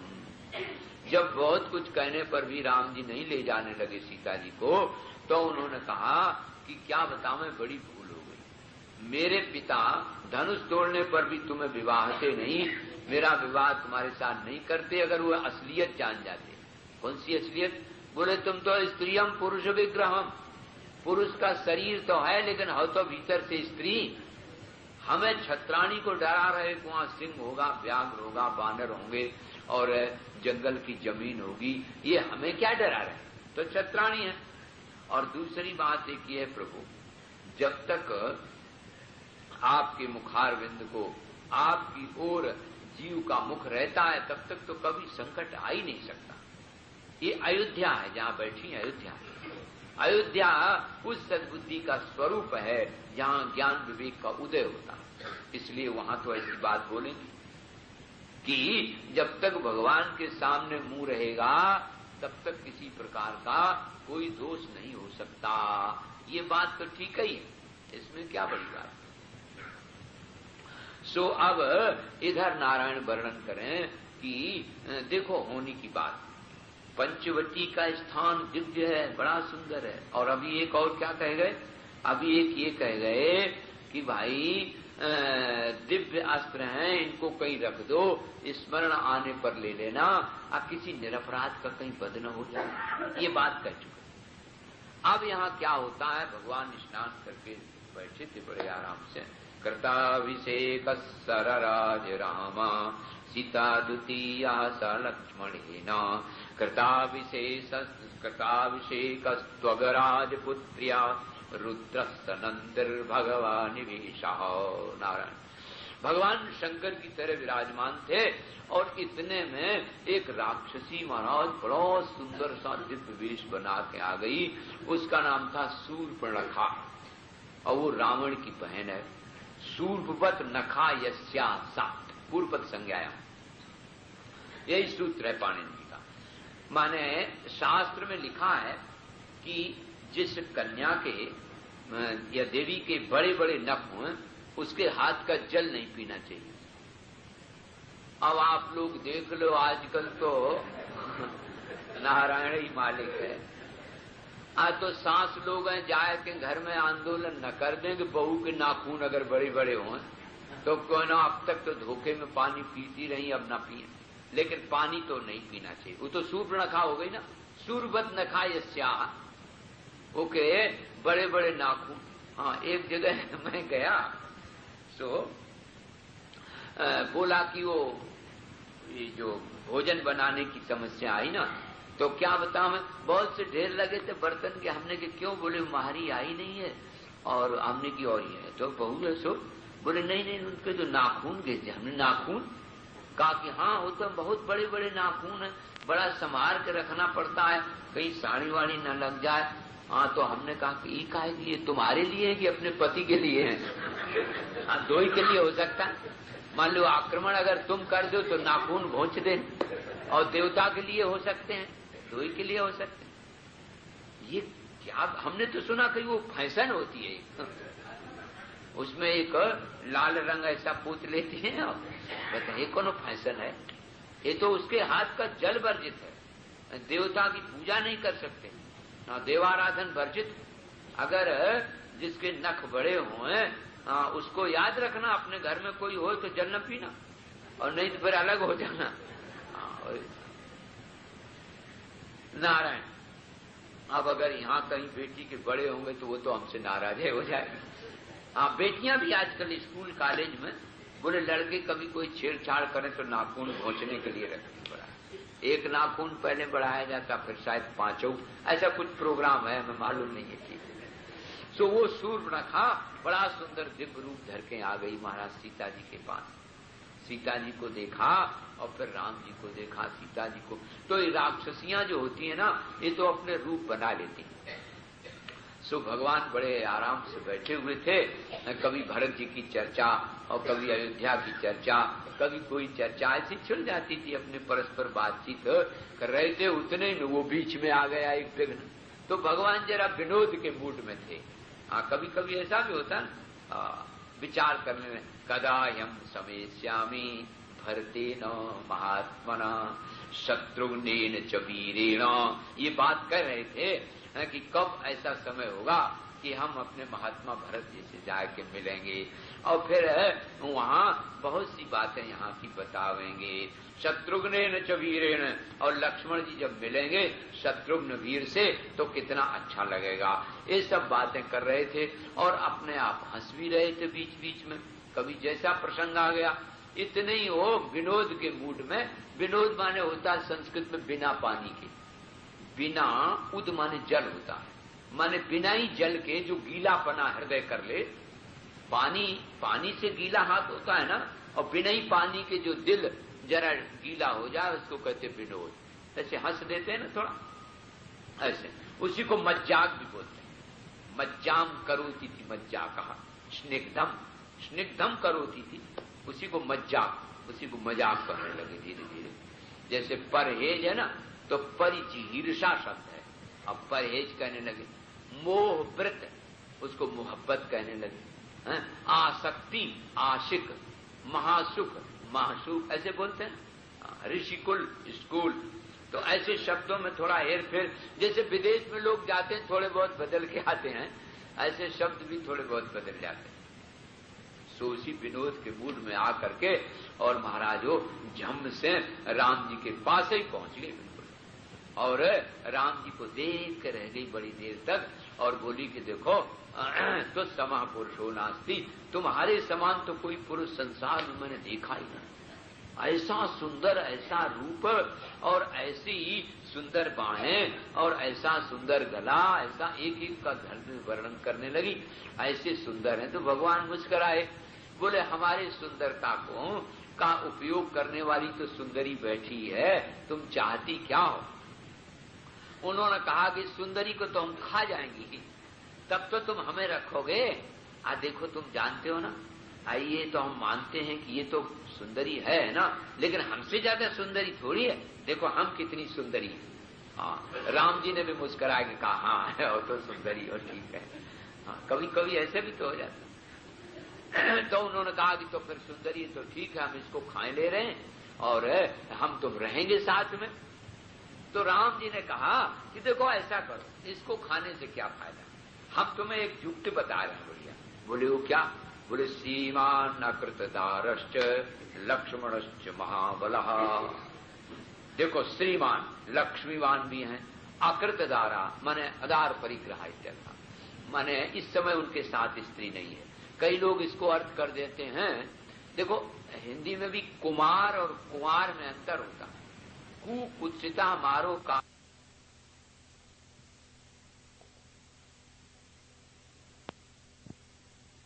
कुमार में अंतर होता है। कुत्सिता मारो कामा एन, जिसने कामदेव को बस में कर लिया हो उसको कहते कुमार, और जो विवाह नहीं जिसका होता उसको कहते कुंवार, वो वाह शब्द है। तो तुलसीदास जी की लेखने में भी कहीं गड़बड़ी नहीं। यहां तो उन्होंने कहा श्रीमान अकृतदारश्च, श्रीमान है, लक्ष्मीवान है, और इस समय उनके साथ देवी भी नहीं है। हाँ अच्छा भाई जरा आगे कैसा कहो, इशारा हो रहा है, जरा बढ़ो, हिलो डोलो नहीं, जरा बढ़ो, पीछे का देखो। हाँ देखो देखो कितनी जगह निकल आएगी। पता नहीं आप लोग क्यों ईमानदारी नहीं बरतते हो, रोज कहना पड़ता, हमें तो बड़ा आश्चर्य। जरा मिलके बैठ जाओ। और जो लोग वहीं हिलडुल जाते हैं ना, हटना नहीं चाहते हैं ना, मट्टी बहुत सी लदी है ना देह में, कहां तो जाए, कोई 1 कुंतल का, कोई 1.5 कुंतल का, कहां से उठ ही नहीं पाता। कहते श्रीमान अकृतदारश्च लक्ष्मणश्च महाबला। देखो 4 गुण स्त्री के लिए लोभित होते हैं। एक तो उसके पास दूसरी स्त्री न हो, सो नहीं है, और श्रीमान हो, जब शीर शोभा कांति सुंदरता न हो, देखो गौर वर्ण एकदम सुंदर दिव्य रूप, श्रीमान है, अकृतदार है, स्त्री भी उनके साथ नहीं, और महाबला और बड़े बलशाली वीर हैं। तो ये सब गुण हमारे लक्ष्मण जी में हैं। ये नहीं भगवान ने कहा कि उनके पास चली जाओ, ये कहा ये सब गुण हमारे लक्ष्मण जी के पास हैं। फिर क्या कहना था, वो झट उठी लक्ष्मण जी के पास चली गई। तो यहां आप लोग देखेंगे साहित्य की दृष्टि से, काव्य की दृष्टि से वाल्मीकि ने कैसा सुंदर रस वर्णन किया। इसको रसाभास कहते हैं। जैसे किसी में आसक्ति होना खराब नहीं, गोपियों की आसक्ति भगवान में थी, लेकिन ये आसक्ति अनन्य नहीं हुई ना। राम जी ने लक्ष्मण की तारीफ की तो लक्ष्मण जी के पास पहुंच गई और उनकी तारीफ करने लगी, तुम बड़े सुंदर हो, बड़े गौर वर्ण, तुम हमें रख लो। सो राम जी जब सूर्पनखा लक्ष्मण की ओर जा रही थी तो लक्ष्मण जी की ओर जरा भगवान ने मुस्कुरा किया, तो उनका अच्छा ये विनोदय हो रहा है। तो उन्होंने कहा कि देवी तुम तो बड़ी सुंदरी हो, और तुम जानते हो दासस्य कथम दासी भार्या भवतुमिच्छति, तुम तो जानते नहीं, मैं तो दास हूं, वो सरकार है और मैं उसका दास, तो दासस्य कथम दासी भवतुमिच्छति, दास की कहीं दासी बनने से तुम्हें क्या फायदा होगा। वो सरकार है, वो जो कुछ काम है सब ठीक है, लेकिन हम तो एक दास हैं, ये तो तुमने देखा ही लिया ना। दास में दा अलग कर दो, आस अलग, कोई अपनी आस तो रहती नहीं, जो उधर से दी जाती उसी में से गुजर कर लेते हैं। तो इसलिए दासस्य दासी भवितुमिच्छति कथम, तुम तो देवी बड़ी भूल कर रही हो। और दूसरी बात है, मेरे पास तो कोई प्रश्न ही नहीं है, मैं तो बिल्कुल बिना स्त्री के रहता हूं, इसलिए भाई हम इस मामले में कुछ कह नहीं सकते। इन्होंने भी नहीं कहा कि तुम राम के पास चल जाओ, लेकिन महाराज वो उठी और फिर गई। फिर उसने सोचा कि उनके यहां जाए, फिर उनके यहां, फिर तो इधर रसाभास हो गया ना। अनन्य निष्ठा, यदि भगवान के प्रति आसक्ति भी हो तो भी बहुत अच्छा है, लेकिन फिर अनन्य निष्ठा हो ना, तो कभी राम पे कभी लक्ष्मण पर। उसने सोचा कि ये बाधा असल में सीता है, तो उसने झट सीता को पकड़ लिया और जैसे मुंह फैलाया खाने के लिए दौड़ी, जैसे राम जी ने ऐसे इशारा कर दिया, उच्चई हस्तम निधाय, तो हाथ ऊपर को हुआ ना, तो ऊपर को हाथ, ऊपर को नाक है ना स्वर्ग है, तो इसलिए और 4 वेद होते हैं, तो उन्होंने ऐसे हाथ उठाया, अंगूठा बंद करके ऐसे कर दिया। तो वेद माने 4, उसी को श्रुति कहते हैं। ऊपर नाक स्वर्ग होता है, तो बोलना भी नहीं पड़ा, स्काउटिंग तैसे हिसाब। तो लक्ष्मण जी समझ गए 4 वेद श्रुति हुई और नाक स्वर्ग हुआ, तो बस चिच्छेद कर्ण नासे। तो धीरे से उन्होंने कर्ण और नास का दोनों काट दिए। स्त्री का वध नहीं करेंगे, यदि कोई कहे तो करना चाहिए। वहां तो गुरु जी ने कहा था, याद होगी ना, तस्मादेनाम घृणाम त्यक्त्वा जहि मच्छासनान नृप। हे राजकुमार, मेरी आज्ञा है, मेरी आज्ञा से इस व्यभिचारिणी और मुनि ऋषियों को खाने वाली राक्षसी का वध कर दो। यहाँ तो किसी ने कहा नहीं है, तो बोले वध के योग्य होता है यदि अंगहीन कर दिया जाए, तो चिच्छेद कर्ण नासे, कान और नाक काट लिया महाराज। अब जैसे ही वो कान नाक कटे, सो बड़ो विकराल रूप धर के भागी जोर से। कहां गई? खर और दूषण के पास। तो आप लोगों को शायद याद होगी कि 27 चतुर्युगी तक रावण ने राज्य किया था और धरती आकाश पाताल सब जगह उसने विजय प्राप्त कर ली थी।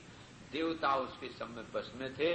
बृहस्पति जी रोज रुद्राष्टाध्यायी से आए के अभिषेक करवाते थे और वायु देवता, पवन देवता सब अपनी अपनी सेवा में रहते थे महाराज। सो ये इसी प्रकार से दिग्विजय करता हुआ नागलोक में भी गया। तो अपनी ही बहन जहां सूर्यरेखा विवाही थी ना, सो चूंकि ये तो इसने जाना नहीं, शत्रुता में आकर के उसका भी वध कर दिया। सो वो हो गई थी विधवा। तो उन्होंने कहा कोई बात नहीं, तुम अपने परिवार सहित वहां जनस्थान में चली जाओ। इसका नाम है जनस्थान। बड़ी भारी चौकी राक्षसों की थी, 14,000 राक्षस तो उसकी ही रक्षाई में केवल थे। और खर और दूषण को भी वरदान था कि बिना भगवान के कोई तुम्हें मार नहीं सकता, इसलिए वो अबद्ध थे। सो महाराज नाना प्रकार के उपद्रव किया करते थे और महात्माओं को खाया करती थी ये राक्षसी और राक्षस सब मिलकर के।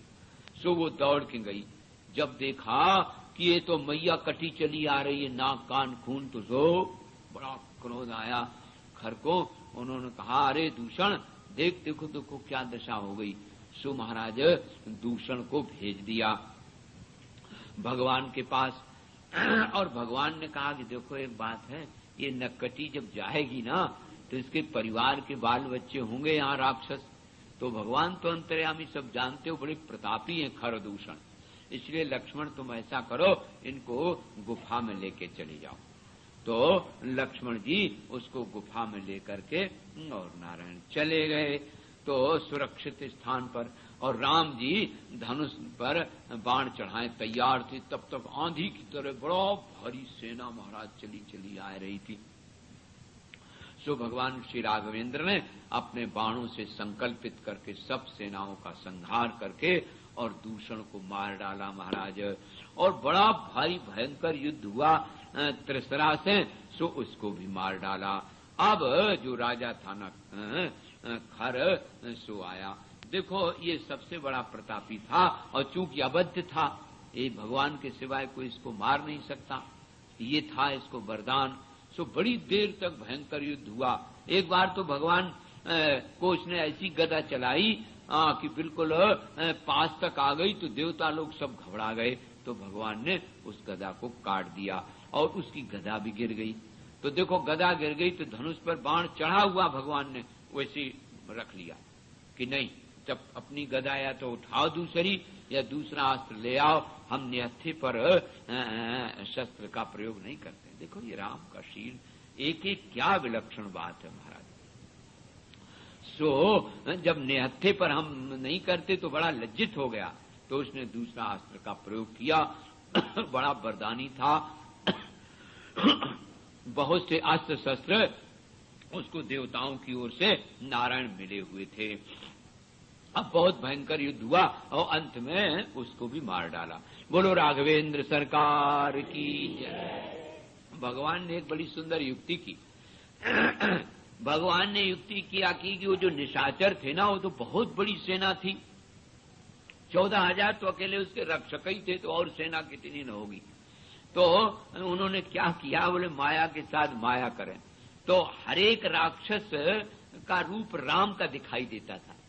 तो जैसे दो राक्षस लड़ रहे हैं ना, तो इधर वाले को ये राम दिखाई दे रहा है, इधर वाले को ये राम दिखाई दे रहा है। तो आपस में ही राम जान करके और लड़ाई भिड़ाई करके एक दूसरे को मार डाला, और भगवान तमाशा देखते रहे। बोले ये बढ़िया हिसाब है। हाँ, सब समाप्त हो गए राक्षस। जब सब राक्षसों का नाश हो गया और लक्ष्मण जी आ गए, सो सीता जी बहुत प्रसन्न हुई और दौड़ कर राम जी को लिपट गई, महाराज आलिंगन किया। आहा, तमाम राक्षसों को अकेले हमारे पतिदेव ने मार डाला। अब तो हमें कोई डर ही नहीं है, अब तो हम निर्भय हो गई। और हमने जो ये कहा था कि दिव्य अस्त्र रख दो तो बढ़िया रहा, जो काम आए, नहीं तो अगर अस्त्र रखे होते तो शायद विलंब होता। और ये अपराधी भी थे, क्योंकि हमें खाने के लिए दौड़े थे। ये अपराध के जान करके मारा। सो बड़ी प्रशंसा की महाराज। उधर देवताओं ने भी बड़ी प्रशंसा की। देवताओं के दो ही काम हैं, जब उनका काम बन जाए तो फूल बरसाए देवे और प्रशंसा करने लगे, स्तुति करने लगे। सो महाराज उन्होंने बड़ी भारी स्तुति की। और अब हमें विश्वास हो गया, ऋषियों मुनियों ने सबने कहा कि अब तो प्रभु आप रहित निशाचर करी हैं धरणी। सो अब आप इसमें संदेह नहीं है। ये अब यद्यपि तुलसीदास जी ने तो सीता जी को अग्नि में प्रवेश कराया। दो बातें तुलसीदास जी की जरा ज्यादा है, एक ये इसमें नहीं है। एक तो अग्नि में वास कराया है, क्योंकि जब तक करो निशाचर नासा, जब तक हम निशाचरों का नाश करें तो तुम पावक मां करो निवासा। और सीता जी उसमें अग्नि में प्रविष्ट हो गई और अपना ज्यों का त्यों एक रूप वैसे ही रख लिया बाहर। और नारायण उसी जो प्रतिबिंब रूप था, उसी प्रतिबिंब को अग्नि परीक्षा करके अंत में अग्नि में प्रवेश करके असली सीता को प्राप्त कर लिया है नारायण। ये बात इसमें आई है। महात्मा तुलसीदास जी ने जो लिखा है वो दूसरी जगह से लिया है। अब इधर जब निशाचर नष्ट हो गए तो भगवान प्रसन्न हुए और प्रसन्न होकर के आनंदित हुए। यहां तो ये कथा हुई महाराज, लेकिन ये कथा इतनी तो नहीं हुई। उन राक्षसों में एक अकंपन नाम का और राक्षस था। सो महाराज जिस समय मारा मार एक दूसरे को थी तो वो भागा। वो भी वरदानी था, बड़ा वीर था। सो भागते भागते भागते भागते सीधे रावण के यहाँ गया। और रावण के यहाँ सभा लगी हुई थी और महाराज सो महलों में भीतर चला गया। और उस समय महलों की सभा, दिव्य रानियां हैं सब, गंधर्व कुमारी, नाग कुमारी, बड़ी सुंदर सुंदरियां हरण कर कर के रावण लाया था। वो तो नारायण इस प्रकार का उसको शौक था कि अधिक से अधिक देवियों को इकट्ठा करे। तो वहां बैठा हुआ था नाच गान और देवियों के बीच में। सो महल में ही चला गया सीधा सीधा और बड़ी जोर जोर से महाराज चीखने चिल्लाने लगा और हाँफने लगा। रावण ने कहा क्या है क्या है क्या है क्या है? बोले प्रभु वो जो जनस्थान आपने अपनी बहन सूर्पणखा को दिया था और वहां बहुत से राक्षसों की नियुक्ति की थी, 14,000 राक्षस जो रक्षक किए थे, वे सब राक्षस सहित खर दूषण और त्रसरा सबको मार डाला। सबको मार डाला। ये जब सुना तो चौंक पड़ा रावण। है खरदूषण त्रसरा को मार डाला कहा? असल में आप समझ गए होंगे कि भगवान श्री राम ज्ञान के स्वरूप है, लक्ष्मण विवेक के स्वरूप है और पराम्बा साक्षात भक्ति रूपा है। जहां ये जिनके हृदय में जहां आ जाते हैं जिस जन स्थान में, वहां दूषण दोष माने दूसरों के दोष देखना ये नहीं रहता है। और खर माने बुद्धिहीन होता है, गधा का रूप है ना। और त्रिसरा तो आप समझ गए, वचस्यन्यत मनस्यन्यत कर्मण्यन्यत दुरात्मनाम। कहाँ कुछ और करें कुछ और सुने कुछ। देखो इनको जब से आए तब से सोए बने इनको पता ही नहीं क्या कथा हो रही है। ऐसी एक और माई है, वो दीवार में उड़क गई है और बस जब से आई तब से बस उसको घुर्रा ही नहीं बचता हो, शायद हम नहीं समझ रहे। और हमको तो कथा तो कहनी नहीं होती, हम तो यही सब देखते हैं। कौन बत्ती बना रहा है, कौन एक दूसरे को उड़क रहा है, कथा कहने वाला कह रहा है, कथा तो वो कह रहा है जो सुन रहा है, इसलिए हमको उसमें ज्यादा मेहनत नहीं पड़ती है। ये हम जरूर देखते कौन सो रहा है, कौन क्या कर रहा है, कौन हंस रहा। एक माई एक उंगलियां गोंचती है बार बार, जब कोई बात होती ना तो उसकी पीठ में उंगली गोंचती, देखो देखो क्या कहा गया। देखो है ना, हाँ हम कहा बता भी नहीं। हमको कथा नहीं कहनी पड़ती, कथा तो कहने वाला वही परमात्मा है जो सुन रहा है। ये सब देखते रहते हैं, हाँ ये भी देखते रहते हैं ना, ये हम नहीं लेते हैं। नारायण। तो आप देखो, मैं एक बात और आपको ये बता रहा था कि ये जो परदोष दर्शन है ना, ये और खर माने बुद्धिहीन, और तीसरा माने बचत संन्यत, कर्मण्यन्यत, ये अलग। कहा है कुछ, मनस्यन्यत, मन में कुछ है, कर्म में कुछ है, वाणी में कुछ है, तो ये अलग अलग जो होता है उसका नाम त्रिशिरा। तो भगवान जहां ज्ञान और विवेक प्रकट हो जाता है न प्रेमियों, वहां फिर परदोष दर्शन नहीं रहता है, बुद्धिहीनता नहीं रहती है, और वाणी से कुछ, कर्म से कुछ, ये तीन दोष नहीं रहते हैं। और इनका संहार ज्ञान विवेक के ही द्वारा होता है, और भक्ति मां के सानिध्य में होता है। जिसके हृदय में भक्ति का प्रवेश है वहां ये दोष कैसे रह सकते। तो भगवान ने इन दोषों का भी निवारण किया। अब जब रावण ने ये सुना तो वो तो बड़ी देर तक चुप रहा। जिसके 20 हाथ हों, 10 सिर हों, इतना बड़ा विश्व विजयी, त्रिलोक विजयी, आज तक कोई शत्रु नहीं जिसके सामने, और जनस्थान की चौकी पूरी राक्षसों से रहित हो गई, ये सुनकर के थोड़ी देर तो चुप रह गया और फिर विचार करने लगा। खर और दूषण को तो बिना विष्णु के कोई मार ही नहीं सकता, वो तो अवध है। तो बोले इत्थं विचिन्त्याखिल राक्षसेन्द्रो रामं विदित्वा परमेश्वरं हरिं विरोध बुद्ध्वैव हरिं प्रयामि द्रुतं न भक्त्या भगवान प्रसीदेत।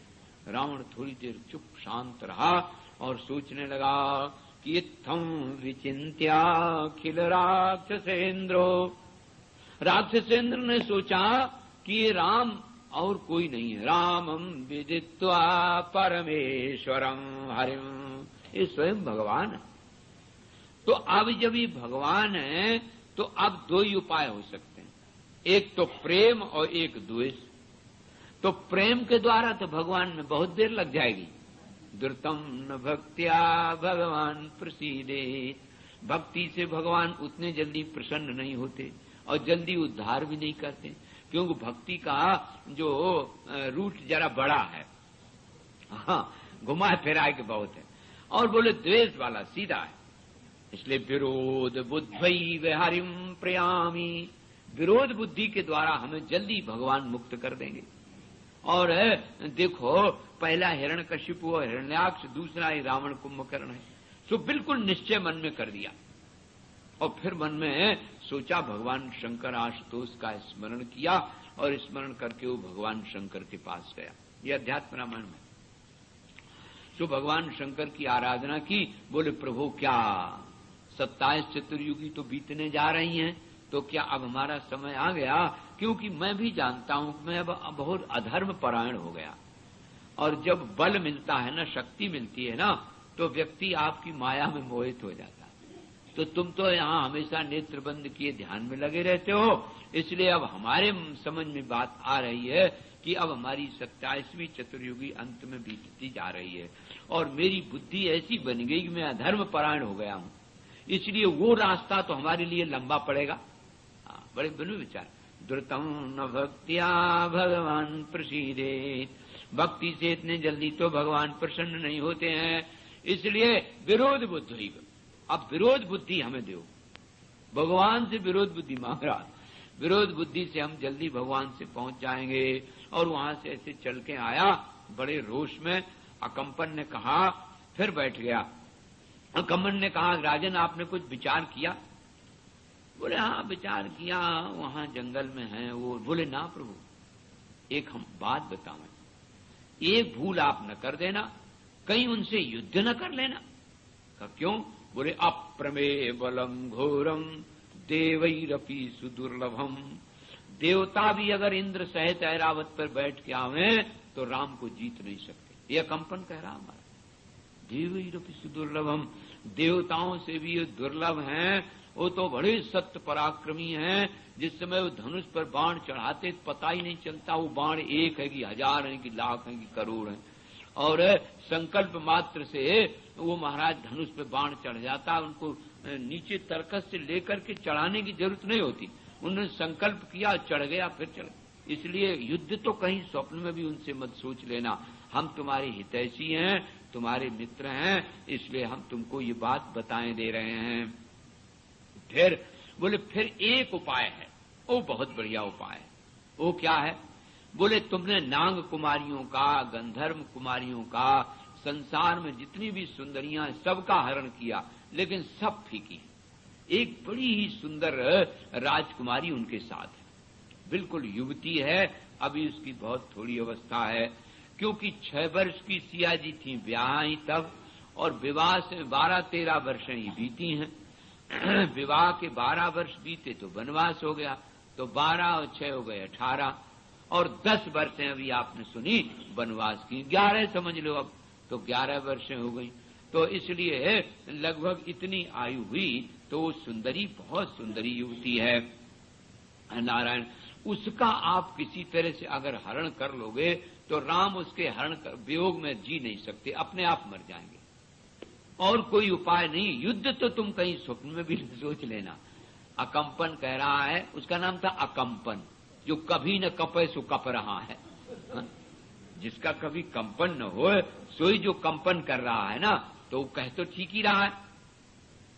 ऐसा सोच समझ के तो हरण कैसे करें? तो बोले ठीक। तो तुरंत उसने स्मरण किया, पुष्पक यान आ गया। बोले अब याद आ गई, चलो मारीच के पास चलो। तो मारीच चूंग ताडका का बेटा था, वो बच रहा था। जनस्थान तो सब शून्य हो गया, सब राक्षस खत्म हो गए। अब नारायण मारीच के पास गया तो देखो पाणिना पाणिम प्रपीडयन, बड़े प्रेम से दौड़ के अपने आप हाथ बढ़ाया राजा होकर के। तो मारीच बड़ा प्रसन्न हो गया, कहा इतना बड़ा राजा त्रिलोक विजयी और उसी के अधिकार में हम भाई रह रहे हैं, तो आज अपने से चल के आया और हाथ मिला रहा है, सो प्रसन्न हो गया। हालांकि ऐसे बड़े लोग और नीच प्रकृति के लोगों को हाथ मिलाने से कोई बहुत महत्व नहीं होता है। माने नीच न भी हो, जो बहुत बड़े लोग हों। हमारे महाराज जी कहते थे कि अपने से बहुत बड़े लोगों को बुलाना नहीं चाहिए।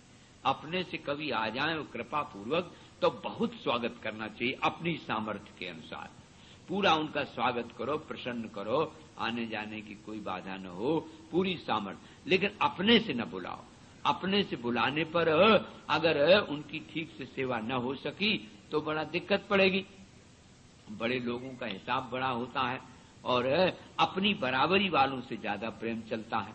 तो मारीच ने कहा कि है तो ये अशगुन कि इतना बड़ा आदमी और दुर्विनीत तो है ही है, अभिमानी भी है, अपने से आए गया है और अपने से आ गया तो स्वागत तो करना ही चाहिए। सो आतिथ्य सत्कार के अनुसार सर्वदेव मयो अतिथि, अतिथि तो सर्वदेव, और आज आप राजन त्रिभुवन विजयी अतिथि बने, आप आज्ञा करें। सो महाराज आज से अंत तक सब कथा सुनाई। बोले वो वरदानी थे, देखो वो सब मारे गए और जन स्थान शून्य हो गया है। तो अब जब हमारी बहन का तो परिवार ही सब खत्म हो गया, क्योंकि पति तो उसका हमने ही मार डाला था, तो हमने प्रतिज्ञा की थी कि हम तुम्हारी रक्षा करेंगे, तो वो रक्षा भी नहीं हो पाई। अकंपन ने ये सब बात बताई है, तो इसलिए अब उसका बदला लेने के लिए मैंने सोचा कि हमारी बहन का अगर अपमान किया है तो हम उसकी पत्नी को हरण कर लाएंगे। ये हमने विचार किया है, तो उसके लिए तुम हमारे सहायक हो मारीच, क्योंकि तुम सब प्रकार की विद्या जानते हो, माया विद्या में कुशल हो, और माया ही के द्वारा हरण किया जा सकता है, क्योंकि अकंपन ने रोक दिया है कि युद्ध न करना, क्योंकि राम जी बड़े पराक्रमी हैं। सो जो इतनी रावण ने कहा, सो मारीच कहा चुप चुप महाराज, अब आगे मौन मास्ताम, चुप रह जाओ, कहीं धोखे में भी आग में पैर मत डाल देना। और जिसने तुमसे कहा है वो तुम्हारा बिल्कुल हितैषी नहीं है, सख्त दुश्मन है, भीतर से तुम्हें मारना चाहता है। असल में ये तो बात आप लोग जानते हैं, जब सूर्पनखा का पति रावण ने मार दिया तो बहुत रोई। रावण ने आश्वासन बहुत दिया, जगह भी अच्छी दे दी, लेकिन उसने मन में ये सोचा था कि हमारा अगर वंशनाश किया है तो जब तक इसका वंशनाश नहीं होगा तब तक चैन नहीं आएगी। शकुनी कैसी प्रतिज्ञा इसकी भी थी। हाँ, तो मारीच ने बहुत बड़े ढंग से कहा कि हम भगवान शंकर की आराधना कर रहे हैं, यहाँ एकांत में बैठे, इसमें आप विघ्न न बनो और राज्य करो जाके लंका में। सोच भी न लेना कहीं, बिना फरके एक बाण ऐसा मारा था हमको कि यहाँ इतने योजन समुद्र को पार करके यहाँ गिरे आकर के। तो उनकी शक्ति का, उनके पराक्रम का, उनके हस्त लाघव का सब हमें अंदाज एक ही बार में लग गया है। रामो विग्रहवान धर्मः सत्य संध पराक्रमः। एक तो वो विग्रहवान धर्म है, मारीच कह रहा, साक्षात धर्म ही रूप में प्रकट हुआ है, तो धर्मात्मा है वो। बिना अपने आप, तुम्हारी बहन क्यों गई वहां उनके पास, तो अपराध तो तुम्ही से हुआ ना, तुम्हारी ओर से अपराध हुआ, और जब अपराध हुआ तो अपने अपराध को स्वीकार करो। तो अपराधी को तो दंड देना क्षत्रियों का धर्म है, तो क्षत्रिय राजकुमार हैं और वो बिना अपराध के किसी को नहीं मार सकते, अप्रमेय वाला है उनमें, और देवता भी जीत नहीं सकते। और उनके बाण के सामने तो नारायण बिजली सी कौंध जाती है।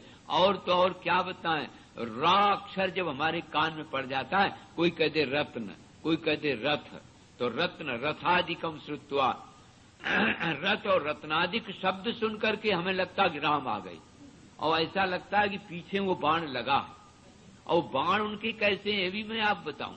वो बाण वो धनुष पर चढ़ाने को उन्हें जरूरत नहीं पड़ती, जने चढ़े ही रहते हैं कि संकल्प से, और वो बाण तब तक पीछा करता है जब तक प्राण नहीं ले जाता, और प्राण लेके ही राम के पास फिर अपने आप पहुंच जाता है। तुम्हें तो बाणों को लादना पड़ेगा, तमाम अस्त्र शस्त्र लादोगे, उनके गिने गिनाए बाण हैं, और वही आते हैं प्राण लेके और फिर उसी में अपने आप खुरस जाते हैं जाके। ये उनके बाणों का प्रताप है। तो रत्न और रथ और रा अक्षर सुन करके हमारी आत्मा घबरा जाती है, मैं कांप जाता हूं सुन करके। तो इसलिए राजन, कुशल मंगल से आप जाओ और लंकापुरी का राज्य करो, उनसे छेड़छाड़ नहीं करोगे तो धर्मात्मा है, वो किसी प्रकार से तुम्हारे में बीच में नहीं पड़ेंगे। ऐसा जब बहुत महाराज कहा, नीति शास्त्र का पंडित था मारीच, रावण भी समझदार तो था ही, नीति शास्त्र जानता था, तो सोचा कि चलो और कोई उपाय करें, तो जाए के लंका में बड़े प्रेम से पहुंच गया। अब जब वहां पहुंचा महाराज, तब वो नक्कटी पहुंची वहां से। जब वहां पहुंची, देखो आपने ध्यान दिया होगा कि यज्ञ में विघ्न करने वाली भी ताटका स्त्री है। तो वहां भी ये मारीच और माने कर्मा शक्ति और मृग तृष्णा को विनाश के लिए उसको पहले मारना पड़ा। इसी प्रकार से ये अभी दुर्बुद्धि और परदोष दर्शन और बचत संयत मनुष्य तत्कर्मण्यत दुरात्मनाम, ये त्रिसरा, इन सब दोषों को निवृत्त करने के लिए नारायण उसको ही इशारा करना पड़ा। क्योंकि एक तुलसीदास जी ने तो कहा, ताके कर मनु चिनौती दीन, माने रावण को एक संकेत किया कि हम अब आ गए हैं, अब हम रहित निशाचर करियो धरनी, इसलिए तुम एक इशारा समझ लो, एक संकेत है। और ये बात जीवन में भी है। जीवन में जब दोष दर्शन न हो, माने नष्ट हो जाए ये बुद्धि, और बुद्धि में दोष दूर हो जाए, गुण आ जाए, तो ये नहीं करना चाहिए कि बस बस बस अब हम सबसे बड़े तपस्वी हो गए। सावधानी, सतर्कपना हमेशा बरतना चाहिए। मन का, इंद्रियों का कभी भरोसा नहीं करना चाहिए। भाई देखो ना, ये जो अंतःकरण जब तक रहेगा तब तक अंतःकरण के धर्म भी रहेंगे। ये जो लोग वेदांती कहते हैं हमने तो अंतःकरण का बाध कर दिया, हम तो दृष्टा हो गए, सो कई तो ऐसे हैं कि दृष्टा की जगह भ्रष्टा हो जाते हैं। हाँ, ये दृष्टा हो जाने से नहीं कोई होता है, वो तो अत्रि रूप हो जब त्रिगुणानतिक्रम और अनसूया मिले, अभी आपने सुना था। कहीं जीवन में जब डाह न हो, ईर्षा न हो, द्वेष न हो, उसी का नाम तो अनसूया वृत्ति है ना। वो जब जीवन में मिलेगी तब ना आप अत्रि बन पाएंगे। इसलिए कभी रजोगुण आएगा, कभी तमोगुण आएगा, काम भी बढ़ेगा, क्रोध भी बढ़ेगा। इन विकारों से सदा सावधान रहना चाहिए। तो ये सावधानी के लिए, सतर्कता के लिए साधक को सावधान किया जा रहा है। लेकिन सावधान कौन और उपदेश कौन, ये तो आप जानते, सुनाने वाला, समझाने वाला समर्थ नहीं होता है यदि सुनने वाला, समझने वाला न समझना चाहे। कोई लाख सुनावे, जगत गुरु श्री कृष्ण दुर्योधन धृतराष्ट्र को नहीं समझा सके, ज्ञानी नाम अग्रगण्य हनुमान जी रावण को नहीं समझा सके। और देखो धृतराष्ट्र को एकांत में गीता सुनाई गई, कोई असर नहीं, क्योंकि सुनने वाले ने सुनना ही नहीं चाहा। और युद्ध के भूमि में अर्जुन को सुनाई गई तो अर्जुन पर प्रभाव पड़ गया। तो ये नारायण सुनने वाला जब सुनना चाहता तब न सुनाई देगा, इसलिए ऐसे लोग सुनते कहां। खैर उस समय क्षणिक प्रभाव पड़ गया और मन में सोचने लगा कि और कोई युक्ति हो, माया के द्वारा हरण कर लिया जाए तो ठीक है। और वास्तव में जब वो अप्रमेय बल हैं और खरदूषण को भी मार दिया ही है तो ये तो तय हो ही गया। अब ये बुद्धि बदली थोड़ी, अभी कह चुका था विरोध बुद्धि हरिम प्रयामी, विरोध बुद्धि से जाएंगे। एक बात हम आपको और बता दें, माने सभी रामायणों ने रावण को एक ही रूप दिया है, केवल एक पंप रामायण है, उसमें रावण को धार्मिक माना है और सीता जी को बहन के रूप में उसने स्वीकार किया है ऐसे। और उसने यहां जो विचार किया है वो अध्यात्म रामायण में, आनंद रामायण में, वाल्मीकि रामायण में, रामचरित पुराण में, इन सब में लगभग एक सा ही है। रावण के मन में ये बात आई कि वस्तुतः अब हमें ऐसा विरोध करना चाहिए कि पूरा वंश परिवार भर सब राक्षसों का मुक्त हो जाए, ऐसा प्रयास करें। तो कोई दूसरी युक्ति करेंगे। मारीच ठीक कह रहा है, इसकी बात समझ में आने लायक है। तो अब लंका में वो पहुंच गया नारायण। अब लंका ही में पहुंचने दो नारायण। यहीं आज के क्रम से विश्राम होगा और अब सायं की कथा में मेरे नारायण जो कथा होगी उसमें सीता जी का हरण और राम जी का वन भ्रमण, सीता जी का हरण और राम जी का वन भ्रमण और जटायु और सबरी इत्यादि का प्रसंग आगे आपको किष्किंधा कांड तक ले जाएगा। थोड़ा प्रसंग समयानुसार चल रहा है संक्षेप में, और हम जानते हैं कि आप लोग तो श्रोता काशी के हैं ना, और फिर जैसे अभी मैंने कहा कि जो बोल रहा है वही अनेक में बैठ के सुन भी रहा है, मुझे तो ऐसा ही अनुभव है। इसलिए थोड़े ही मैं जानी है सयाने, थोड़ी भी बात भी होगी ना तो आप लोग सयाने हैं अपने आप और आगे बढ़ लेंगे और पढ़ लेंगे। बोलो राघवेंद्र सरकार की। ओम।